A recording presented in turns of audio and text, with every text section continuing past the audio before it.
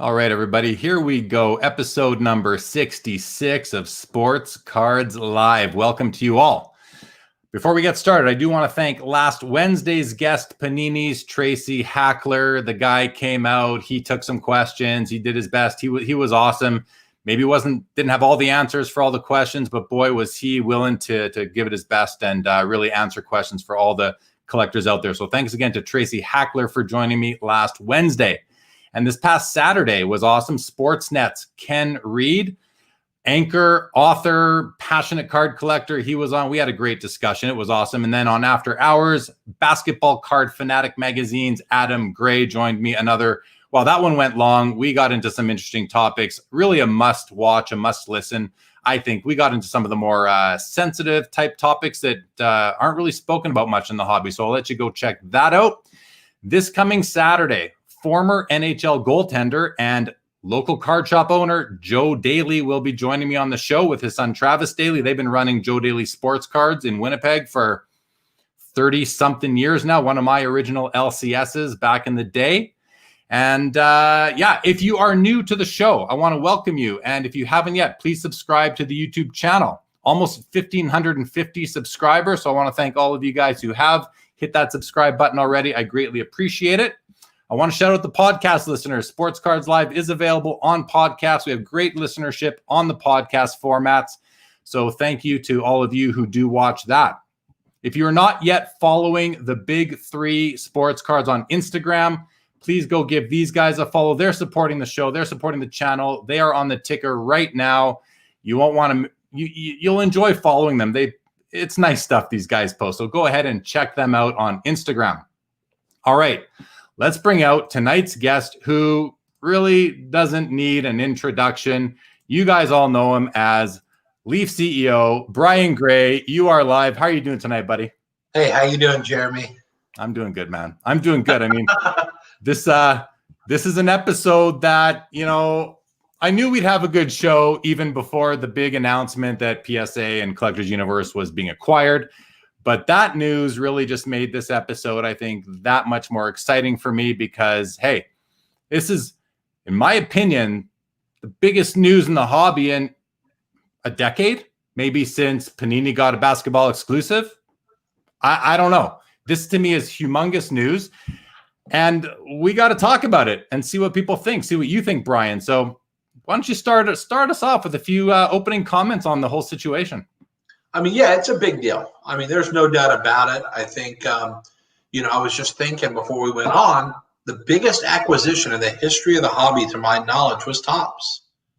With, Upper Deck made some stupid offer that wasn't legit, but I mean, it sold for 360 or 340, whatever million it sold for. We're talking about double that here. That's pretty mind blowing. I mean, we're talking about numbers that really, it really solidifies and confirms what I've tried to yell from the mountaintops for 3 years, is that this bull market is coming. Now it's here. When I started shouting it, the beginnings were just percolating, but now this is proving the reality that we are in a new place. This hobby will never be what it was. And, at the industry summit recently, I spoke and I just said, just because we started in a flea market as a hobby, we don't have to live there forever. It's time to move on. And these guys are not spending this kind of money because this is just a hobby anymore, or just a fad, or just a fad. Yeah. This is the real move that we've waited for me since 1987. This is the move I've dreamed of, where cards would become wine, art, pick your alt investment. Cards have finally become that. That's exciting. I mean, that's exciting. It is. And you know what? It's kind of funny because for a lot of us old-time collectors who've been doing it for a long time, who love, the whole span of cards, like, I would say that it's a joke, but it's not a joke. I collect 1888 to 2020. I collect 132 years worth of cards. I'm interested in all of it. So for a lot of us who really love and appreciate the cards for what they are, how they look, what they represent, the evolution of the technology that's been used to print and produce them over the years, the way they've been sold, what they've been packaged with, how they've been packaged, who's been making them, what's been represented.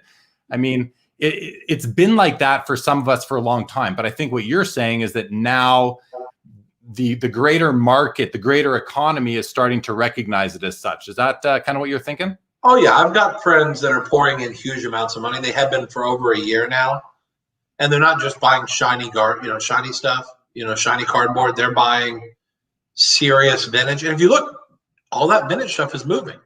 We talked about it when I was on last time. The hockey's made a move since last time we were here for sure. But even like Rice's and Montanas and Marinos and Elways and Akeems and Ewings and Barclays and Jordans, and it's all made a big move. And it's because the people who are bringing huge money in, they're not just buying Prism. As much as that's all we talk about anymore is buying Prism, with great brand. But there are people still buying real cardboard, like actual cardboard. Yeah. Without gloss on paper. It. Without loads of gloss or shine or refractor or whatever it is, And so I just know people pouring tons of money in, and it's just, they're not ignorant people. They're very smart Goldman Sachs people. They're people who know this alt investment category. And once you get into it, and you may start off with the who's hot today, the Lucas, the Zions, that kind of thing, the Alexis Lafreniere now in Upper Deck Series 1 hockey. You might, people are looking for all that stuff. But once they have it, where do you go? You can only go backwards, really. I mean, we're gonna move forwards too automatically, but you can go backwards and fill in other spots. Do you think that's happening? Yeah, I think they are buying new stuff. Obviously, I'm gonna fix my camera a little bit here. Sorry. I think they are buying new stuff, and I think they are chasing some of these new assets because honestly, that's the most volatile assets, no doubt. But again, there's an infinite amount of old stuff, a limited amount of new stuff, and in this crazy market we're in, there's really not a great value proposition on some of this new stuff. I mean, Zion's managed to go up recently, but he was never a cheap buy-in. John Morant was never a cheap buy-in, and you see that baseball, the best baseball prospects. Jason Dominguez is not a cheap buy-in. Robert Paulson's not a cheap buy-in. Bobby Witt's not a cheap buy-in. None of these guys are cheap buy-ins anymore. So it's you pay high and they go higher, or they bust. But most of the lately, it feels like everything just goes higher. It doesn't even matter. So I just think this money. I think the money's going to pour in with the hot basketball assets substantially, and then diversify from there. Because the basketball is what's getting all the headlines. The big Giannis's, the Jordans, whatever it is. That's where all the big assets, all the big money's hearing about these golden auctions, or hearing these numbers that are mind-blowing. That are sickening numbers. And I think they start there because they hear that, and then they move to undervalued assets, which is pretty much everything else besides basketball. Yeah, well, you mentioned golden auctions. We've happened, and heritage auctions. We've seen these auction houses offering these spectacular pieces almost one after the other. So, good hustle by these auction houses to be able to acquire these pieces in order to sell them for their clients. I mean, that's obviously brought a ton of attention. Ken Golden's on TV on a regular basis, promoting the hobby, and it's a big part of it. Well, here's the thing. I've been getting the Heritage catalog for 20 years. And if you go back and look, 3 years ago, in their big monster auction, if there were 2 cards printed in the last decade, that would have been a miracle. Yeah. The upcoming auction, there's 150 big cards from the last decade. That's all you need to see. You don't even have to believe them. You have to see that they're taking very valuable real estate in that catalog. And the new cards belong right next to Ty Cobb baseballs and, Honus Wagner first day covers and whatever it is that's in these catalogs nowadays. The crazy crap they have in there. Babe Ruth's game worn jersey. These new cards rival those kind of assets. It's crazy. It's crazy. It's great. So listen, we're going to dive into the PSA transaction here in a couple seconds. Let's just welcome everybody to the show. Brian, take a second. Think about what we're going to talk about in terms of the deal. We got a few angles we were going to get at. So I just want to welcome Rondell. Welcome to the show. The gang's all here. It is showtime. Legion, welcome to the show. The hype is real. Chris West is here. Good evening to you. Brent Turman, hello. Paul Whiting's here. Charles, let's go. Joe's here as always. Welcome, Joe. We got Irving in the house. We got Ziggy in the house. Mike is here. Absolute. Good evening to you. Hello, Paul White. Hello, Matt 14K. Brian's one of your favorite guests. So informative, always hot tips on what to buy. This isn't a channel that tells you what to buy, but you know what? Brian keeps no secrets about what he's buying. So, and he's got some success. So I won't tell you not to follow his lead at all. Jay-Z is now. So welcome to the show, my friend. Absolute. BG, third time on SCL. Yeah, that's, I think, three is the most. Maybe a couple of ties there. Jose, welcome to the show. Sports Card Radio, our dip. Oh, okay. I'm trying to whip through these, Brian. So, you know, get out in front of me. All right, Jason, welcome to the show. The question is, will they flip it in a few years? Good question. Well, Brian, remember that one. Let's come back to that. Terry Fortune, good evening to you. Yam is in the house. Yam, welcome to the show. Rondell, cards are now legit. Paul Cashman is here. Hello to you.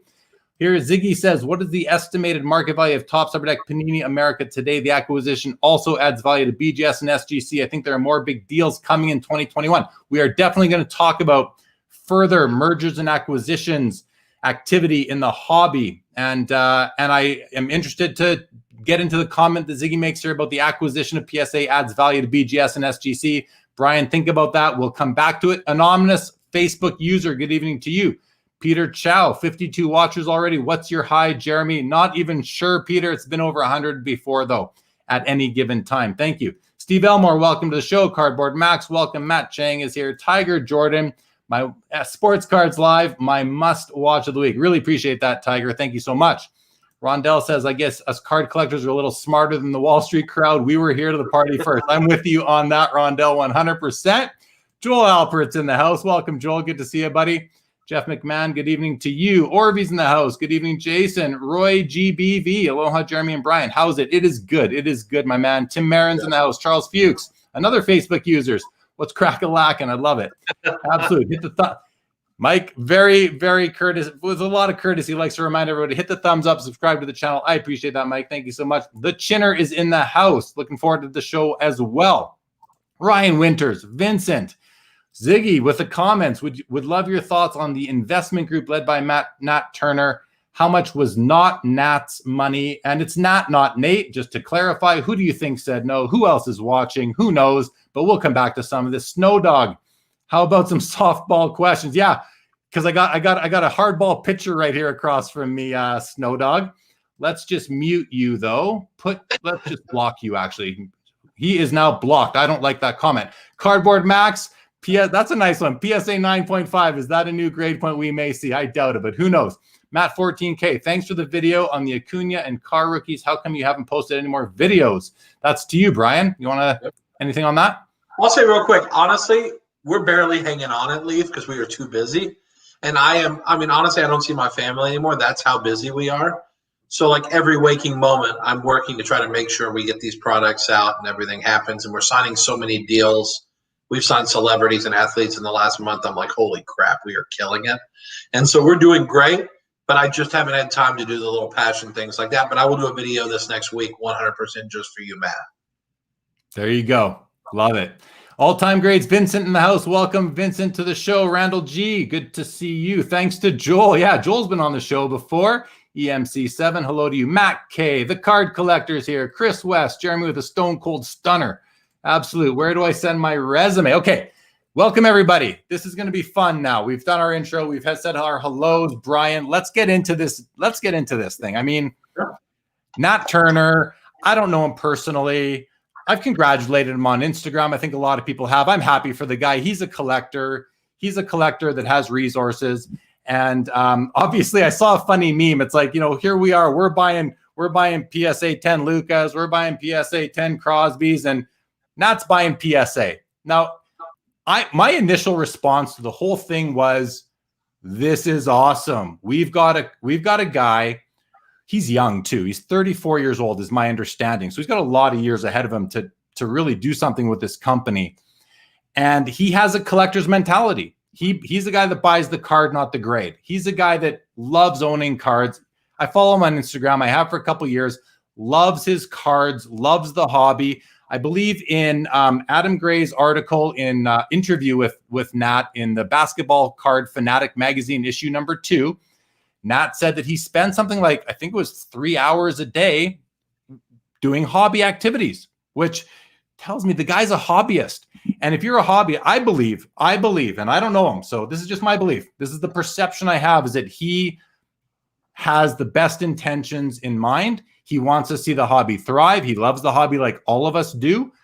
Just happens to have resources where he can actually make a difference. And I think there's nobody better to steer the ship at a company like PSA. And I understand that it's Collectors Universe that was acquired, the parent company of PSA, but for all intents and purposes, everyone in the room here, we care about PSA. We don't really care about coin grading and whatever else, whatever other activities they do. And who knows if the new ownership group is going to care about that either. That's another question for maybe later on. All that said, Brian, what were your initial response? Those are my initial responses to when I first heard about it. I can't tell you, I'm excited. How about you? Very excited. I mean, I think I've known for a long time there was value there. And, I always have a story, which I'll be happy to share in a few minutes once we get into it, about PSA and potentially, looking at an opportunity there. But I just think the number, I think it's a number the hobby hasn't seen outside money, which again, I've been screaming, outside money is pouring in. It's not just the actual cards. If the cards are that good, people are going to want every bit of this industry they can get their hands on. And they're going to buy all the different types of businesses in the industry. They're going to buy the leaders in all those different parts of the industry to the extent you can buy them. Some of them can't be bought. But I think you're going to see massive acquisition because of it. This is a first step. This is not the one big deal that everyone's going to talk about for the next 10 years. There's going to be a lot of deals. But to see one this size go down this fast, and it's just, I'm telling you, this is the validation I knew it, but some people still needed this validation. Yeah, they needed to see this is legit. I don't know how many more times to say it. No one listens. We're still in the second inning of a 9-inning game. Like, the pitchers are just loosening up still a little bit. Let them get a little deeper with it, get in their groove. We got a long way to go, kiddo. We're going to have some ups and downs on the way to the end, but we have not even come close to peaking in the excitement in the category. So, I mean, I think this is a huge deal. I was so excited. I was excited just because it proves when you come up with a hypothesis or a thesis for how you think things are going to play out over a 5-year period. And you start to see the pieces falling into place. But when a big hammer comes down and snaps everything into place, you say, that was the moment. This is the moment. You're witnessing the moment. Things are never going back to the way they were. Never. Until it's over. When the world goes up in flames someday because of global warming and there's no people left, I can't speak for them. But while there's people, this category is for real. For real.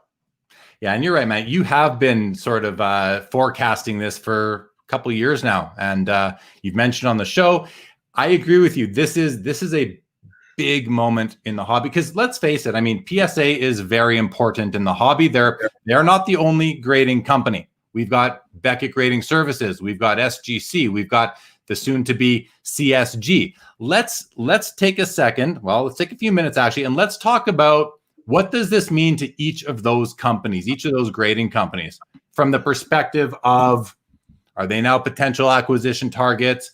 Is the Nat Turner Investment Group going to go after additional entities and bring them all under one umbrella?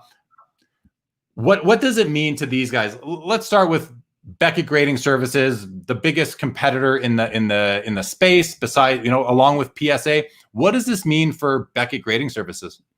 I mean, I think honestly, their valuation just got a lot better. I know that people have tried to buy companies like that. There have been calls, and they're not getting sold, I don't think. So, I mean, PSA was the easiest to buy because they're a publicly traded company.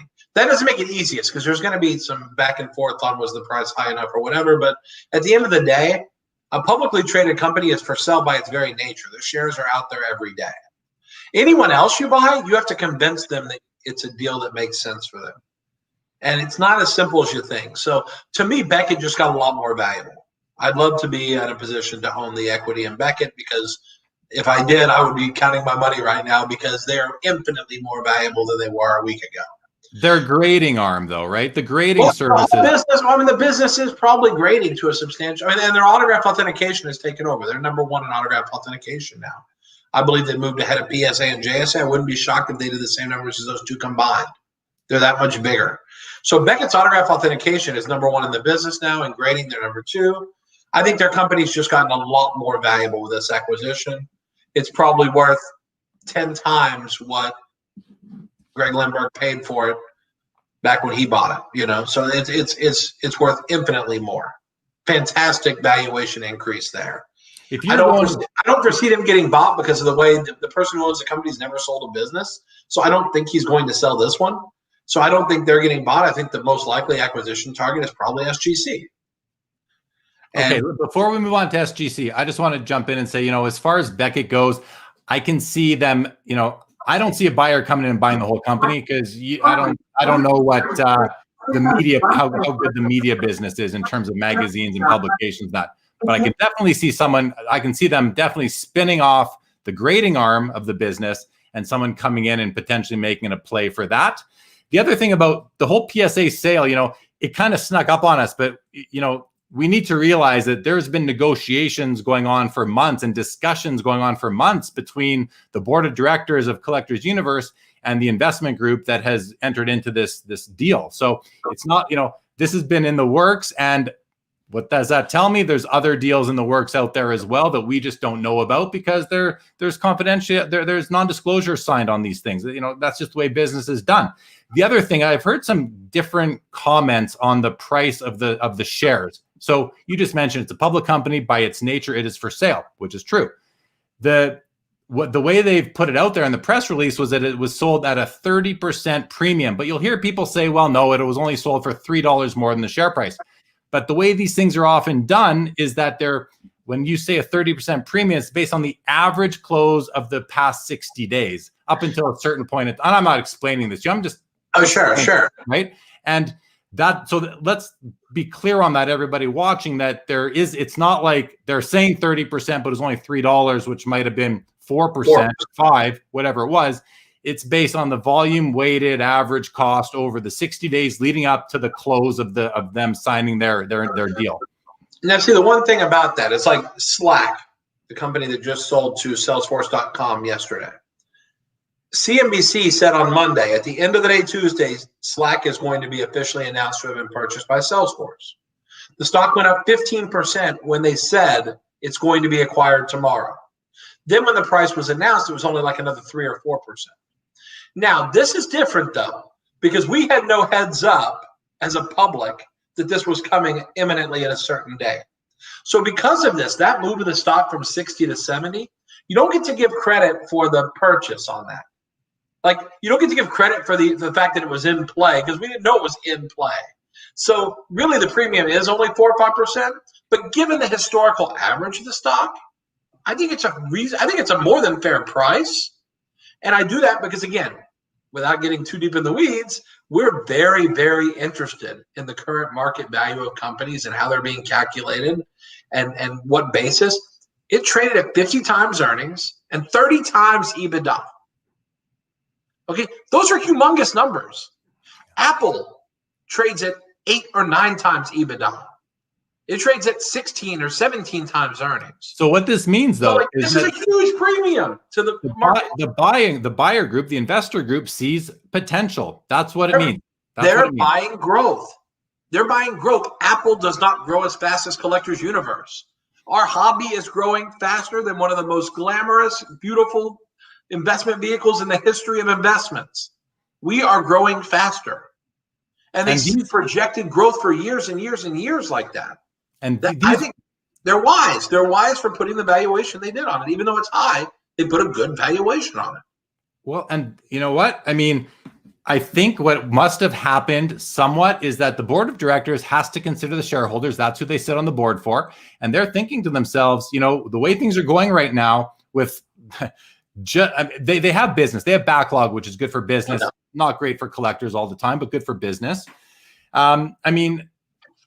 I think that the advice given from the board, from Joe Orlando as CEO of Collectors Universe, like a lot of this is going to go to vote, and they're going to have to get probably 2/3 for the deal to eventually go through. It's not done, but it's on its way. the thing is that we hear about, I've heard some lawsuits, this, the price, that. What's going to happen, practically speaking, is that 90% of the shareholders are just going to give their vote to Joe Orlando to vote as their proxy. And he's going to vote for the deal unless something crazy happens between now and then. And the deal is going to go through. It's not going to not go through. I don't see it. I mean, that's just the way these mergers and acquisition type of activity usually works. So in any event, we kind of got off talking about what this means to the other companies. Anything you want to add to the deal itself before we move on? I mean, the deal itself, again, I think the valuation, while it wasn't a huge premium to where it traded the day before, it's a substantial premium to the long-term value. I mean, I sat down with Chris Ivey 3 years ago at the National. My 2-second story. I'll try not to go on. Who Chris Ivey is? Chris Ivey is at Heritage Auctions. And we were just sitting down talking, and Collectors Universe was at $10.40 a share. And I'm very close with a few players, and I mean, athletes. And I talked to Chris Ivey at that National at my booth. He was sitting right across from me, and I said, Chris, what do you think about making a bid for PSA for collectors? It's trading at $10. I mean, I was like, you think your dad would be interested in sitting down and talking about this? He was like, I think my dad would. And for one reason or another, we didn't pursue it. But I was like, I think if we offered $13 a share, it's not enough premium to get them to do it, but they might take 15. So we saw value 3 years ago before this incredible blossoming.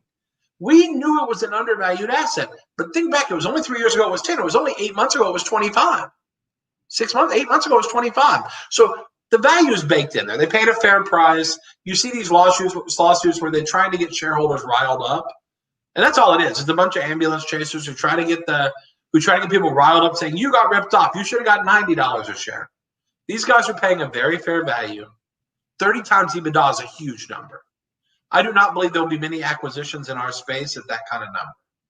And let's just explain what that even means. Basically, that's their operational profit, and it means it's going to take them 30 years to make back their $750 million. If there's zero growth. Exactly. With zero growth. So they're obviously buying into the growth. They see potential, and having a well-known collector at the helm, and I hope he's at the helm. I hope he's actively involved. Is going to be a sure way, I believe, to. And he's known for success. He's known for building companies. So I think it's a no-lose situation for the hobby. You've seen people make comments like, "Oh, I saw some initial comments were like, well, the fees are going to go up to recover their investment." Well, come on. I mean, it's an investment. Of course, it's an investment, but it's an investment in a long-term play. They're not. I mean, unless they're going to quick flip it, I don't think they are. But what do I know? That's not the game here. They and let's also be clear: $750 million is leaving. It's leaving the coffers. It's going to the shareholders. So now they have to invest more money to scale up, to invest in some technology, to staff up, to get more space, to meet the demand. And they obviously feel that it's there. Otherwise, they wouldn't have paid 30 times EBITDA. So it's anyway. I'm super pumped. And I'll be honest. I think Joe Orlando running the company now. I hold Joe in very high regard. I really do. I think he is a smart cookie. Not only is he a smart guy, but he's a true hobbyist at heart. And that's why, we've been successful because the guy running the company is a passionate, not only manufacturer but a consumer of the asset. And that's what Joe Orlando is too. He's a real hobbyist. And when you have a real hobbyist running a hobby company, there's something special about that you can't get when you have a Harvard business guy running a company. And Joe's smart. He's a lawyer. He's smart. But he really gets it from a hobby perspective and from a business perspective. I think this new group buying it, they're very lucky to have a guy like Joe running it, to be honest with you. And I think that he's lucky to have this new investor group, this new ownership group to answer to, because great marriage. He's going to be accountable, I think, like he's never been before. It's much easier to run a public company than it is a private company, because public company, you got your board of directors, and oftentimes you've got some of those board members in your pocket. Whereas in a private company, if you're running it, you're answering to the owners. And if these owners are hobbyists like these guys are, I think you're going to be more accountable than ever before. No doubt. So Again, really, really exciting stuff. Very. Let's okay. So, we talked about Beckett. I agree with you. Beckett Authentication Services, best in the business, no doubt in my mind. You've got Steve Grad, you got Brian Sobrero, the rest of the team there. These guys are, they're the experts industry wide, as far as I know, my opinion. But as far as the card grading goes, because Beckett has also recently lost two of their other, very experienced graders to the new CSG. Where does that leave Beckett Grading Services right now? Well, I think they're getting cards out the yinger. Turnaround, to go to their website, look at the turnaround times, that'll tell you all you need to see. But the fact is, you have to remember, there was a time when the number one grading personality in this industry was Mike Baker at PSA. And when Steve Rocky left, Baker went with him to start GAI. And now 90% of collectors don't know who Mike Baker is, except that he started this new grading a card that's already graded thing, which I don't understand. But I think that's what it was. Now it's Reza at PSA. There's a new kid, a sheriff in town, who's the ultimate grading guru there. So it's like, faces are going to change. They are. They're going to change all the time. But at the end of the day, the brand and the power of a brand is critical. It really is critical.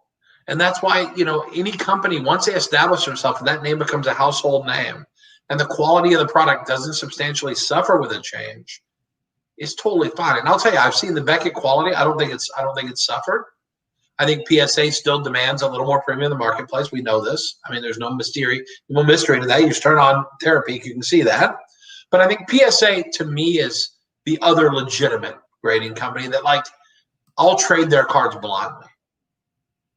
Once you move past the top two, I don't trade cards blindly anymore. I have to look at the card. And that to me is a big deal when you have to really look at the card. Because the idea behind grading was to make cards an asset that you really could almost trade blindly. Centering, you probably want to see a card for centering because eye appeal is important. But you could almost trade a card blindly. A modern card you could trade blindly with grading. I can't do that past the big two yet. I don't feel comfortable with that yet. And that's why the grading companies came to exist in the first place, was so that we could buy them sight unseen on the internet. Take the history out. Without that, can you imagine the returns on eBay? Oh boy, it would be insane if we didn't have grading. Exactly. So, do you think Beckett is going to lose market share, gain market share, or stay steady? I think they can have as much market share as they want if they can hire the graders, which has been a challenge for every company. Okay. Every company has. PSA has problems with it. Everybody has problems because the kind of people you can hire are people that have no hobby experience. Because especially in a hot market like this, anyone who's good makes way too much money. I know 15-year-old kids that are making 100, 150 grand a year flipping cards. So they're not even old enough to work there yet. Yeah. The people that actually are really, really good are making way more money than graders get paid.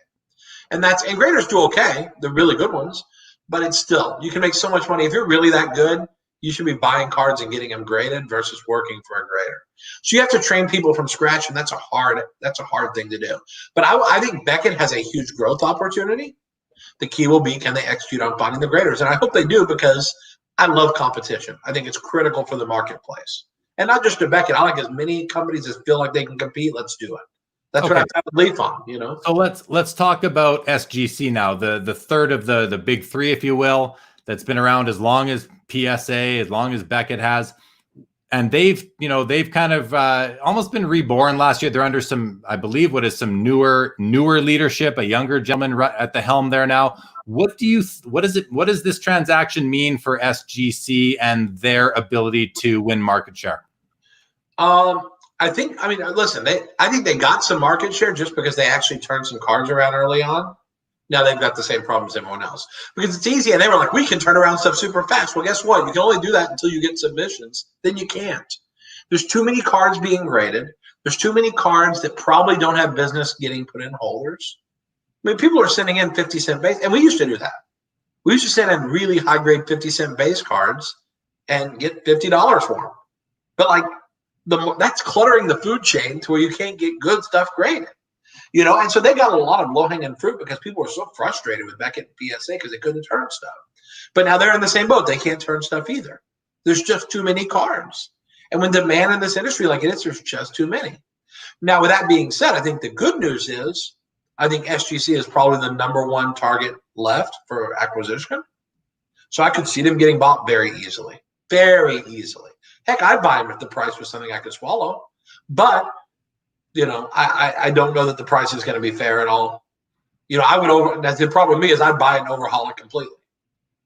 Don't like the holder, doesn't think it looks modern. The flip looks like something you print on a dot matrix. Well, there's things I hate about it, but they have a brand. And with a brand, you can do a lot. But Brian's Grading Company, that ain't a brand. So if I start a grading company tomorrow, now maybe if Leaf did it, Leaf would be a brand maybe. But like Brian's Grading wouldn't mean anything because there's no brand there. I could have the coolest holder ever. No one's buying into that.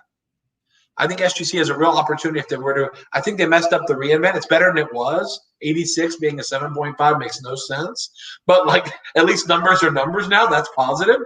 But I think they're the number one acquisition target in the grading space because I don't think Beckett can be bought or will be bought. I don't think they can be bought. So I think SGC is probably the next asset, and CSG's done nothing yet, so we can't really tell. They have an opportunity just because, honestly, Brian's Grading would probably get a bunch of cards right now just because people want cards in holders and they're desperate to get them there. But I think they want them in certain holders. I'm not sure that if that's the case, then CSG is in big trouble. I don't think that's the case. I think they're going to be okay with that. Okay, so and when I say that, I think PSA, BGS, SGC, CSG, I think they're all worthy competitors. Let's talk about the new CSG, sister code to CGC or a subsidiary. I'm not sure how it's structured, but they are a new grading company. They haven't launched yet. I had the privilege of speaking with their two lead graders who came over from Beckett Grading Services over them at the virtual expo last month. And these guys are excited about what they're doing. They've evolved the holder. They had a whole bunch of things that they're doing that I think they're trying to step up a little bit from what they were used to. What do you think how does the future look for this company, which again, they're brand new to sports card grading, but the company is not new to grading collectibles. They've got a long legacy in comic books. They're the leader in comic books grading. So now they're taking what they've learned there. They got some capital behind them. They can market, they can hire, but they're coming out fresh. And I've thought a lot, up until this announcement, and I still think this, they haven't done anything wrong yet. All the other grading companies have done things wrong where the hobby has been frustrated with them. But with CSG, they have a clean slate. They're coming out new. What do you think? I mean, you may have your opinions on their company before the PSA announcement was made, but now that PSA Collectors Universe is being acquired, what do you think that means for the future, the rollout of the new CSG? CSG will get a bunch of cards because people want cards in holders. I mean, I think that's a reality. They want the cards in a holder because trading cards raw is becoming harder and harder to do. The number of eBay returns you get is staggering. The premium, when you can even in an SGC holder, you can turn a $5 card into a $50 card pretty easy. If you pristine it or you tin it or whatever. I mean, you can create premium still in SGC. So you've got to think with CSG, it's possible you create a premium still. I think you have to remember their top grader was not one of the top two graders at Beckett. Their second grader was not one of their. I mean, they're both good guys, both friends of mine actually. But they weren't. It wasn't like they took Beckett's top two guys. They got two guys out of Beckett's top 7 or 10, probably. 6, 7, whatever. So they got two good guys, but they're going to find it's hard to hire also. If they hire people that don't understand, they're going to get so many trim cards coming in that place on day one. I really hope that Weston and Andy are able to look at every card themselves, because if they're hiring people to catch that alteration, they're not going to catch it all. The two guys have to look at every card initially, because that's what happens with any new grading service, is they get all the stuff the other ones failed or kicked or whatever, because if people are going to test them right away. That first month, I wouldn't be shocked if they're overly paranoid, because they're going to get a lot of garbage in there, stuff that's trimmed and altered, and because people are going to test and see if they're going to put the wrong stuff in holders. It's going to define their company. The first 30 or 60 days will define their company. So I think it's smart that they haven't done anything really yet. They're taking their time. That's probably smart. But listen, people want cards in holders. Like I said, I think even Brian's grading company would get stuff right now. And that's the crappiest name I ever heard. And I'm telling you, it would get cards because people want cards in holders. And to wait 6 months for a 30-day service it's painful. Yeah. Okay, so I want to switch focus here and talk about another sort of sensitive issue around the transaction, which is the potential perceived conflict of interest between collectors owning the grading company. But before we do, we're going to run through a few comments here, and we'll come back to that in a couple of minutes. So I do want to bring up Tiger Jordan's comment here. Sale of PSA could be a sign of even more growth and innovation coming. Just hope it's not a sign of a market peak like Time Warner's acquisition of AOL in 2001. That was the peak of the dot-com bubble. Yeah, okay, fair. And you know, the dot-com bubble, it's funny because that bubble burst, but now there's a new one. There's a new bubble. But that bubble is now our reality. It's the reality of the human species that we live in a virtual world. So, you know, this might be, we saw the bubble in the early 90s. Maybe this is the, second bubble.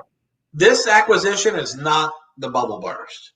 The bubble burst will be if an online breaker sells for $67 million. Like, that's when you know it's out of control. Yeah. Because that's when pets.com had never turned a profit and sold for $15 billion. Like, this is not what we're talking about. We're talking about businesses that are making money, that are real businesses. And it's like we just see value in that now. We didn't see the value there before. So that's the difference. That bubble will be when an online breaker goes for $48 million. Then you'll know we are out of our flipping minds and the game's over. Then you need to be scared and running for the hills. But this is a smart acquisition. Let's see a dumb acquisition first. All the deals I'm hearing about and hearing buzzes about, they're not dumb acquisitions. They're smart acquisitions. Yeah. Okay. Dennis Lescombe. Good day, everyone. Been waiting for this show. Happy to have you with us. Hockey. He might be a collector, but he's also a businessman. Speaking of Nat Turner, yeah, and that's a great combination. I believe as a collector in the hobby, that's the guy I want running that company. Charles, let's hope we get a collector discount. I don't think so, but hey. Bob Diggity says, Jeremy, your show is my favorite. Usually consume the podcast at work. Brian's one of my favorite guests on the show and hobby hotline, but he has big shoes to fill after Adam Gray. Very nice. And they're unrelated. Brent Turman, can hobby passion translate to business acumen? I don't think that's the case here. Business acumen is embedded in these guys. They've proved they have a track record. They have the business acumen. They have the hobby passion. I love those ingredients together. I think the combination is deadly. That's the key. That's exactly.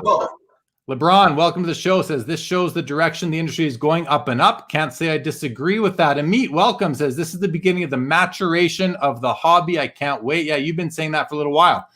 Joel Alpert says to me, don't forget, Collectors Universe business is mainly in coin grading. That business is huge compared to their growing card and autograph authentication businesses. The new owners would be insane to give up that division. Coin grading is and has been 80% of their income for years. Yeah, great point, Joel. Thank you for bringing it to the forefront. And you know what? I mean, it's funny because coins is an older generation's hobby. And if coins up until today have been 80% of their business, that tells me that there is monstrous room for growth because sports cards, I believe, are a lot more popular than coins are, at least in North America. Of course, I'm only speaking from what I see. I don't know any coin collectors at all. I don't know anybody who cares about coins anymore. But again, that's who I come into contact with. Brian, am I out to lunch? Are there millions of or tens of thousands, hundreds of thousands of coin collectors still active? Well, what they're buying is cougar ants and eagles and maples and pandas, and they're buying coin. They're buying gold coins. They're putting money in gold, basically using the coin as the vehicle for doing that. So, I mean, yes, there's coin collectors. Now, I don't have a whole lot of guys calling me saying, do you got any Buffalo nickels lying around? You know, I don't hear those kind of things so often, like the real casual collector. But big overseas money pours into those assets because a lot of the assets are precious metals. So, yeah, I think there are buyers for that. I don't think it's 80%, but nowadays I think it's much more balanced. But that just shows you the upside in collectors. But people don't even know the growth of this business. I mean, I wish I could. I can't even tell you. I'm not allowed to tell you how much our business has grown year over year. It's disgusting. And it just tells you that this is everywhere. I know online breakers that are making money that would make you blush. So, I mean, like, This comment is very good only because it shows us that CU has incredible upside if cards continue to develop like they are. Yeah, agree. LeBron says Brian needs to buy BGS. He doesn't think it's for sale. I wish I could buy it. I don't think there's any price you can, or maybe there's some price, but not enough. I don't have enough money for that. That's for sure. Ziggy Noah wants to let everybody know to watch for acquisitions of card software like Market Movers. That's by Sports Card Investor, Card Ladder, Card Genie, and YouTube content could get interesting as the market grows. Isn't YouTube content getting interesting already? There's so much good stuff out there. I consume way too much of it. Leaf grading services, says anonymous Facebook user. LGS, I like that. Monera Irv says, has Leaf been offered a buyout recently? We can't talk about any specific things happening because obviously there's NDAs that we sign whenever someone inquires about our business. I think I can say that there has been substantial interest in ours and many other businesses in our category. And when I preach from the mountains that this is only one of what's going to be tons of acquisitions out there, there are going to be a lot of deals. I mean, I'm telling you, I wish if these walls in my office here at home could talk, you guys would have your jaws on the floor if you only knew what's coming. This is going to be a huge year in 2021. This is like the first little taste of cake, which is delicious. But you can't stop eating. You're going to eat more and more. It's going to be a tasty next 6 months because there's a ton of interest in our category.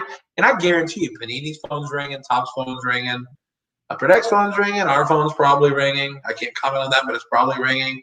I bet you BGS, SGC, ComC. But there's tons of, I bet you everybody in our business has got a real business is fielding calls like that. Yeah, man. Okay, let's keep going here. Ryan says, hold on for the ride. 2020 is going to be a wild ride for the hobby. I certainly think it will be as well. Ziggy says, what do you think about the immediate impact from PSA? I would be very worried about talent snipers. If you're a grader at PSA, why stay? You're vested and there's a huge backlog and a new boss coming. I think the opposite, Ziggy. I think if you're a PSA, now you're even more excited about the potential. That's what I think.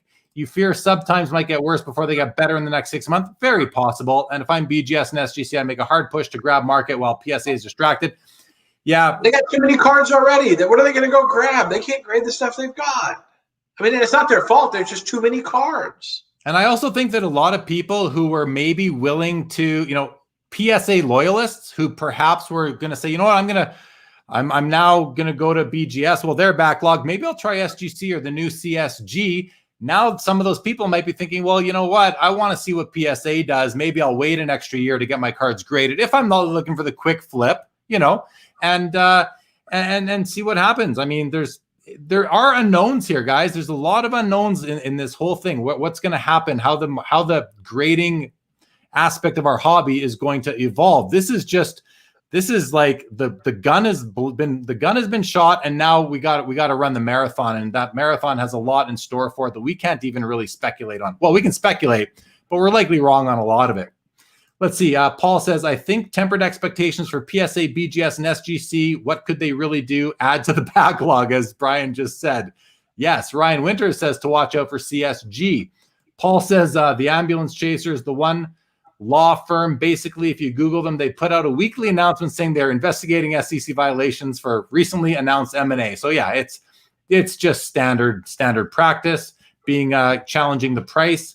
Computerized grading will be here sooner. He's a tech guy.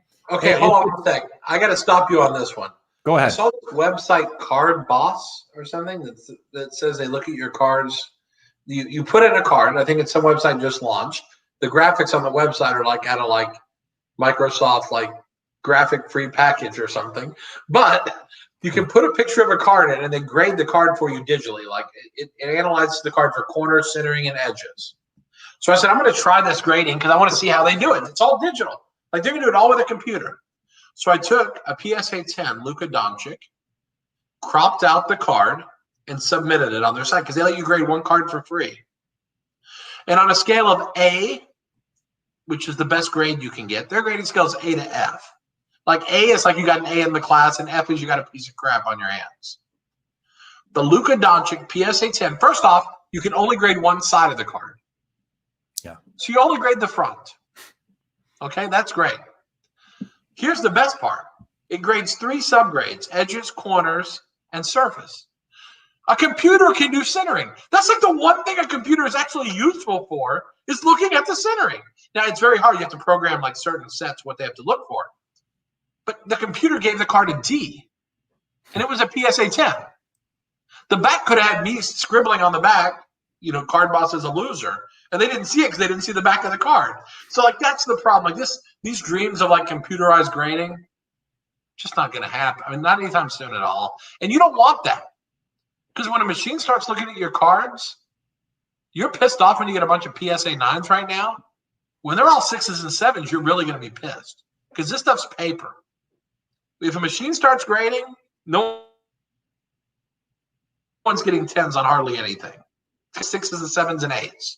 So I think we'll all take human subjectivity long term for the kind of returns you're hoping to get when you spend your hard-earned money on grading.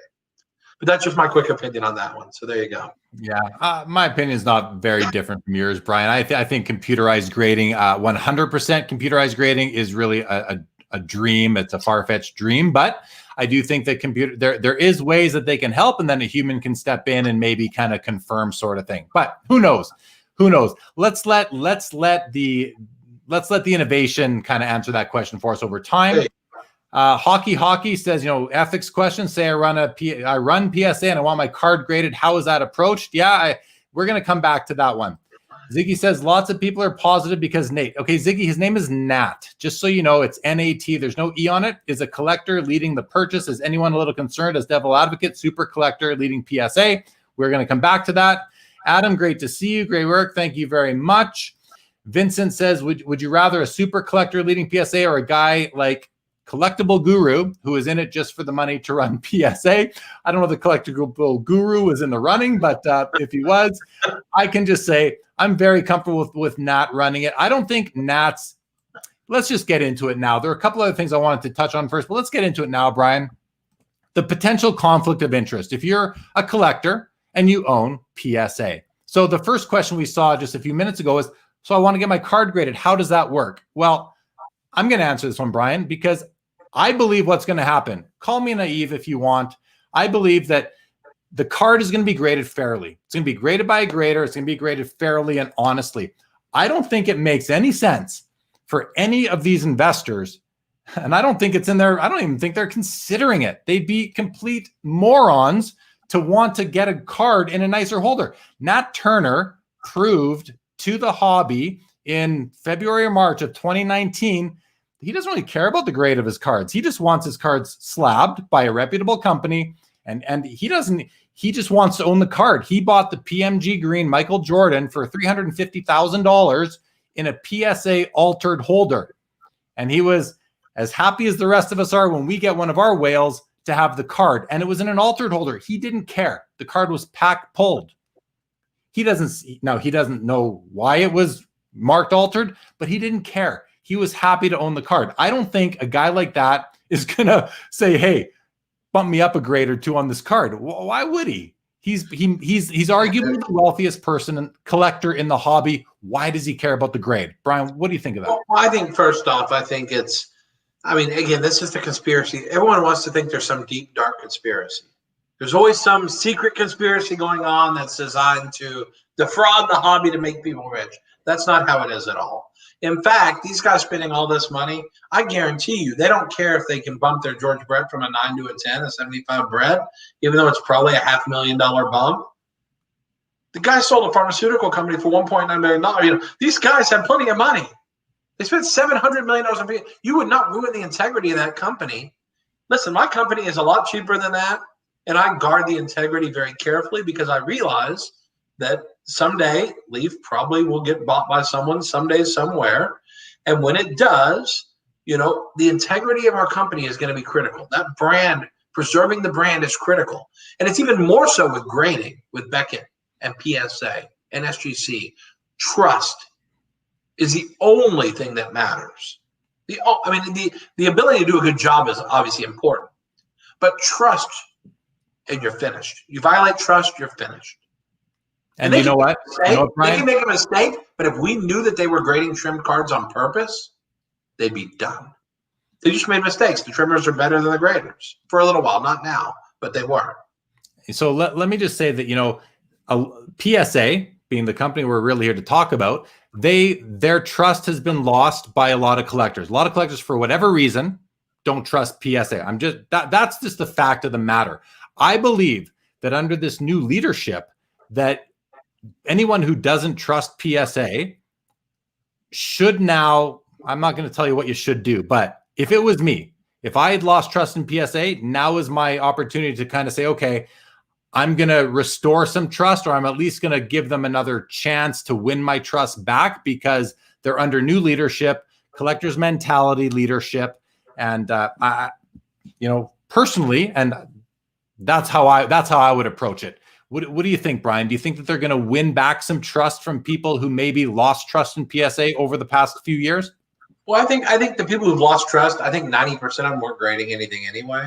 I think there's a lot of conspiracy. I think you can't overrate the message board keyboard warrior that just wants to stir things up, or go on Twitter and try to get people riled up. I mean, the fact is, at the end of the day, again, these companies, I can assure you, because I deal with both. I deal with PSA and Beckett. And I'm telling you, they are extremely concerned about trust and doing good and not making mistakes.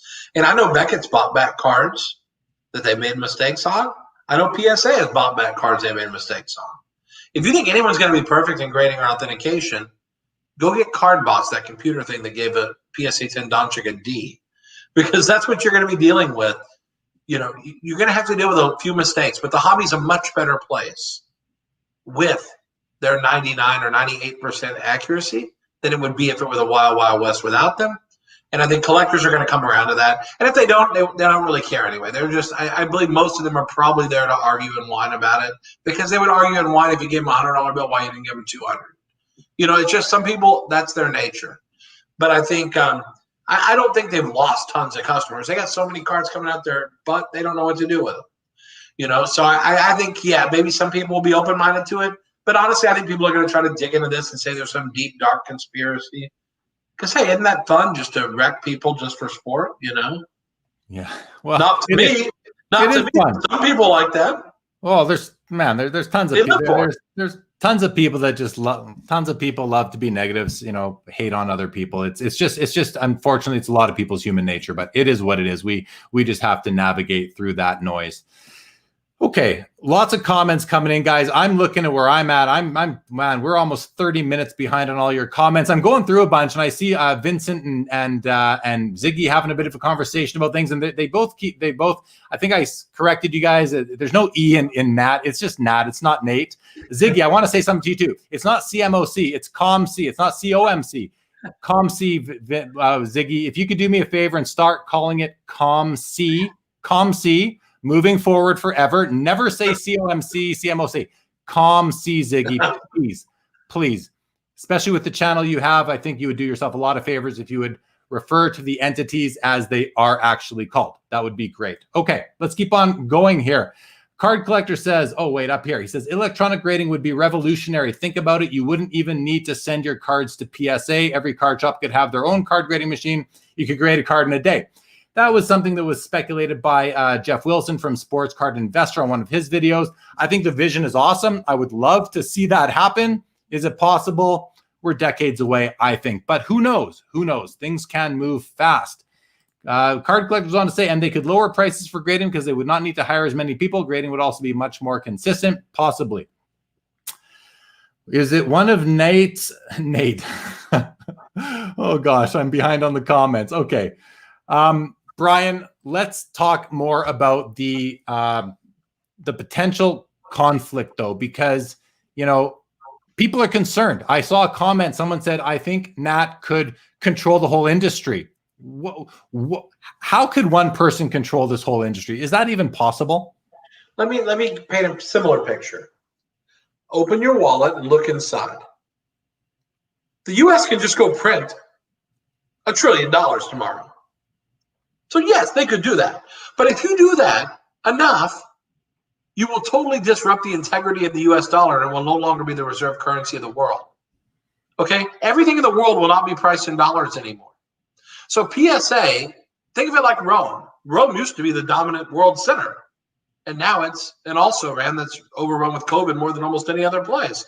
So I mean, you're in a situation where you just have to know that PSA is 100% not going to run the presses the same way the U.S. government's not going to just print unlimited amounts of money without understanding there's a consequence. This guy's got enough money. He will never make enough, nor the other people. Everyone's ignoring the other names on that deal. Just scroll. I'm not going to get into it, but scroll down, look at the other people involved. He's not the richest guy in the deal. Not even close. So, like, look at that deal. And I promise you, there's no amount of money they could make bumping cards that would make any difference at all. Trust me. There's zero chance. I actually have more confidence in PSA after this than I did before. Because now I feel like, because I know how I run Leaf, and someone who loves it is at the helm. And even if he's not at the helm, it's still Joe Orlando at the helm. Joe Orlando loves it. He is intimately involved in a lot of that business. And I got to say, I have no problem. I mean, I think this is great. I feel more confident with more hobby people being involved. I really do. And honestly, I think on their board of directors, they should bring in another outside hobby guy or two, just to add more than business ears to their board of directors. Especially now that they're private, they probably have more freedom to do that. I love seeing hobby impact. I think that's huge. Hobby input. And I think they will. I mean, I think guys like this, these are sophisticated business people. They understand high level business. And I think part of that will be the optics of it all. They've considered what we're talking about already. They're not dumb. These guys know what, and especially because they're hobbyists, they know how the hobby thinks. So I have no doubt they'll bring in some external members onto their board so that they can have a fresh set of eyes on things, another perspective, another real seasoned business, people with business acumen that have experience, that understand these things. There's nobody I'd rather have. When I found out it was Nat Turner, it just gave me more positive feelings about the future of the hobby, because PSA is an important player. Of course, I've got hundreds of cards in their slabs, and I know everybody watching does too. Maybe not hundreds, but anyway, maybe thousands. We are in good hands. That is my. I think we're in good hands. And I feel the same way about the other companies too. I mean, I know that the guys at Beckett are passionate about it. I know at SGC, Dave Foreman is passionate about it. I understand. I have confidence in the fact that these people care about the business. They're not going to fraudulently run the presses. None of these guys are. Or fraudulently find ways to try to skim a few dollars. I don't believe they're going to do that. No. I think that's just conspiracy theorists yapping on. It's all it is. It's all it is, man. And you know what? It's in a way, it's good that these ideas, these potential situations are hashed out, thought about, and it's good that we can talk about them. And if you really trust the people that are in it, and again, it's kind of funny to say that because I don't know these guys at all. So how do I trust them? It's perception, it's feeling, and it's knowing my own collector mindset. Myself being someone who works in business, you can sort of project some of that out there. And again, like you've said, Brian, over and over again, these guys don't need money. They just spent $750 million. They don't need money, or they're about to. They don't need to bump up a grade so they can flip a card on eBay. It's just not the way it's gonna roll out. Crazy. That's a crazy thought to me. It is. So, we've alluded to it already, Brian, other potential activity in the hobby. And you've mentioned, any company that has anything going right now is a potential target. Who's the first, what's the next domino to fall? PSA is number one. This could be the start of a bunch.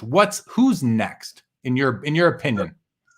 I mean, it's a loaded question, man. I'm also not allowed to. I mean, I without getting into specific names, I would tell you again, I would focus on anybody who's got a big established brand in the industry in any of the real categories.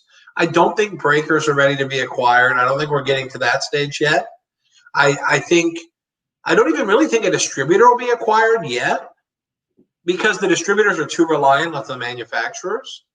So they make a lot of money, the distributors, but they're reliant on the manufacturer for that. If the manufacturer said tomorrow, we're not going to go through a distributor anymore, we're going to sell direct to consumer, they're out of business. Well, we're going to sell. I mean, that's the problem. They rely on manufacturers. They rely on someone else. So I'm not even sure that'll be the category. But I would look. I think someone earlier mentioned like complementary card-related things. Like I think ComC would be a beautiful target. I think they would. Now they're doing not a good job of shipping right now. They got work to do. They're not executing well on that. That's a problem. And I publicly have called them out and said, guys, you got to work on this. You are a great company. You're a true technology company in a business that needs technology, but you've got to execute better. I know COVID's getting you, but you got to figure out a way to execute. But I think that's a great target. I think it's really tough. I just want to. It's really tough when someone comes in contact with someone with COVID. Now they can't go to work for 2 weeks. You can't just train some. Like times are tough. I think my problem with them is if you buy a card from them on eBay, it ships within 3 days. But if you buy it on their website, it takes 3 months. The same card.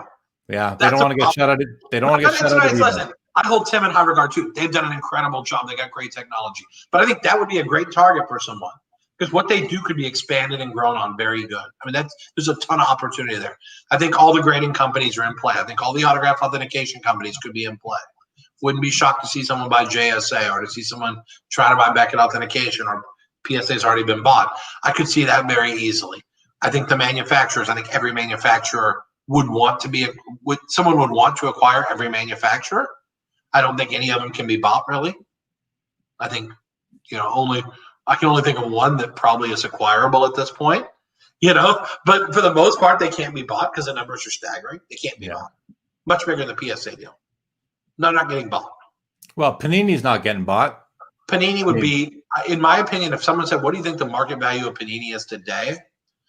I think something would have to be in the $1.5 to $2 billion range to consider.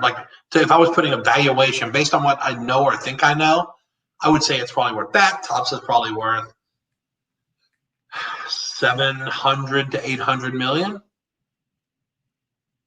These are big numbers. Like these numbers are huge. And, what about Upper Deck? Upper Deck's probably worth 50 to 75 million, but I hear it's not available for sale, no price, so I don't think that's in play. But again, it's a big fall off after the top two, but I think there's a bunch of, and again, so whatever it is, I think all these categories of complementary goods, I wouldn't be shocked to see Ultra Pro be in play. Wouldn't be shocked to see, there's a lot of places where you can invest in this category. A lot of services and a lot of things. I mean, I think there's a lot of opportunity. So listen, I don't really care who gets bought by who. I just love the activity. And I love the fact that people with real money see what I see. And I know it's true. I believed it all this time and I knew it. And these guys are vindicating it. And it's that passion that's going to take us from what feels like a frothy, hot market. That's what's going to take us the next step. And why we're in inning 2 and not in inning 6 of a 9-inning game. We're still so early. Just wait. I can't wait. I'm so giddy because I know what's coming and it's freaking huge. This industry is about to get media and press in a way you won't believe. Nothing. Today is nothing. Yeah, it's good to hear your positive outlook on this thing. I mean, and you've been saying the same thing for a couple of years now, Brian, if not longer. So, and you've been right. So I'm not going to start doubting you now. That's for sure. I want to say hi to Amish. Plenty of people laugh at me. Trust me. Plenty of people have laughed and said, yeah, but like we said, have to go up because you're in the business. And I'm like, trust me. Doesn't matter what you say. We're never going to be in a junk era again. Those days are over. There is never going to be junk like that again. Doesn't matter what you say. People will laugh at you. People will challenge you, and they will find ways to try to knock you down. It's just the way the world works. Like I said earlier, we just gotta navigate our way through that noise. Hello to Amish Dave Archer. Welcome to the show. Okay, we've got here's a good question. What's the median salary of a grader? Does anybody know? Any ideas on that, Brian? I mean, I don't know specifics. I will tell you that I would bet that a grader can make a decent living. I do believe a grader can make a decent living. The problem is, like I said, someone who's good enough to be a senior grader at a grading company can probably make 3 or 4 times that buying and selling cards. Because what is a decent salary? Like, put a number. Why don't you give me a suggestion of what you think a decent salary is, and I'll tell you if I think graders make that. Because 150 grand a year. I think only the very best graders can make that kind of money. I think most graders are more entry level than that. But it's because of what I just said. You can't hire people with experience. No. I think someone with experience makes 75 or 100 grand maybe. But most of these companies are hiring people who are not card graders and turning them into card graders. And that is a slow, painful process that will pay fruit 3 years from now. But today it's painful because someone has to look at every card they look at. So you're doing double the work for years until they master their craft. And you know what, Brian? That's why I think for these companies to continue to flourish, and if PSA is going to be not only acquired but now capitalized, that they will probably pay better to the graders. Legion says here, he just looked it up, graders make 10 to 15 USD an hour. I mean, not true. My babysitter makes more than that. Not true. I bet you there's not one grader at any grading company. I don't know what SGC pays. No one's making $10 to $15 an hour. What they might advertise is, well, you're going through your training, that you're making $30,000 a year during training. But no one's moving to California to work for 10. Right now, In-N-Out Burger in Dallas pays $15 an hour. So you're not going to get a grader for the same price as the guy with a cute hat and apron that has to answer the door and take hamburger orders. I mean, you're not getting the same. You're not getting the people for that. That's nuts. I paid $15 to warehouse people. There's no way you're getting a grader for $15 an hour. That's crazy. But if they were to, pay a grader, say $150,000 a year, now that's attractive enough where some people might trade in playing the flipper game or the buy raw get graded game to go get a steady income and now have something that they can show a bank and get a mortgage and start getting on with life. I can see that happening, and I think there's also honesty and integrity issues, because that's another problem. Is once someone's been a dealer, their roots can be kind of deep, and you have to be very careful. And I think that's another thing, is training someone who doesn't know the values necessarily, but can understand grading. There's a lot of value to that, because then it's not like they look, because really you should not look at a Jordan rookie any different than you look at, Terry Teague in the same set. True. You should look at the card the same. They're both 86, 87 clear. There's no difference.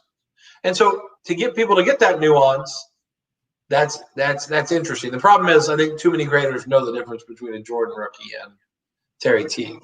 I'm going to bring up this comment from Chi-Town Hustler. This is awesome. He says, people are looking for negatives instead of seeing the positive. And let's face it, that's half the world. You're either glass half full or glass half empty. You choose every morning when you wake up how and who you want to be. But he goes on to say, do you want the CEO of McDonald's to be a vegetarian? No. Do you want the owner of Head and Shoulders to be bald? Come on. That's a good point. I use some generic shampoo brand. Doesn't matter to me. So I think that's a great point, Chi-Town. Well, and the CEO of McDonald's before the current guy used to eat lunch there every single day. He went to McDonald's every single day for lunch. Look at Warren Buffett. Warren Buffett eats at Dairy Queen. He wears Fruit of the Loom. He eats sees candy, whatever it is. All of it, right? Here's a question from Ziggy. I want to let's speculate on this a little bit. Brian says, how much of Nat's money was part of the deal? Do you think he was the catalyst or just selected as the face of the group? Why are they going private? Why not stay public?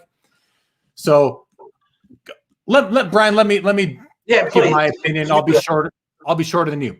My thoughts, and this is purely speculation, just guessing. What went through my head when I read it was that I'm thinking Nat went in for $100 million. The other guys split the rest somehow. That's what I think. I think that he is leading the charge here. I don't have a freaking clue. How do I know? I'm just going by what I think. So don't take this for anything and don't laugh at me. Don't believe me. It's just what I think. I think he's leading the charge. I think he has the vested interest. And why go public? Why go private? Because it's less costly to run a private business. It's less onerous to run a private business. Being public is a pain in the ass. Simple as that. And it costs a lot of money in professional fees every year to be a public company.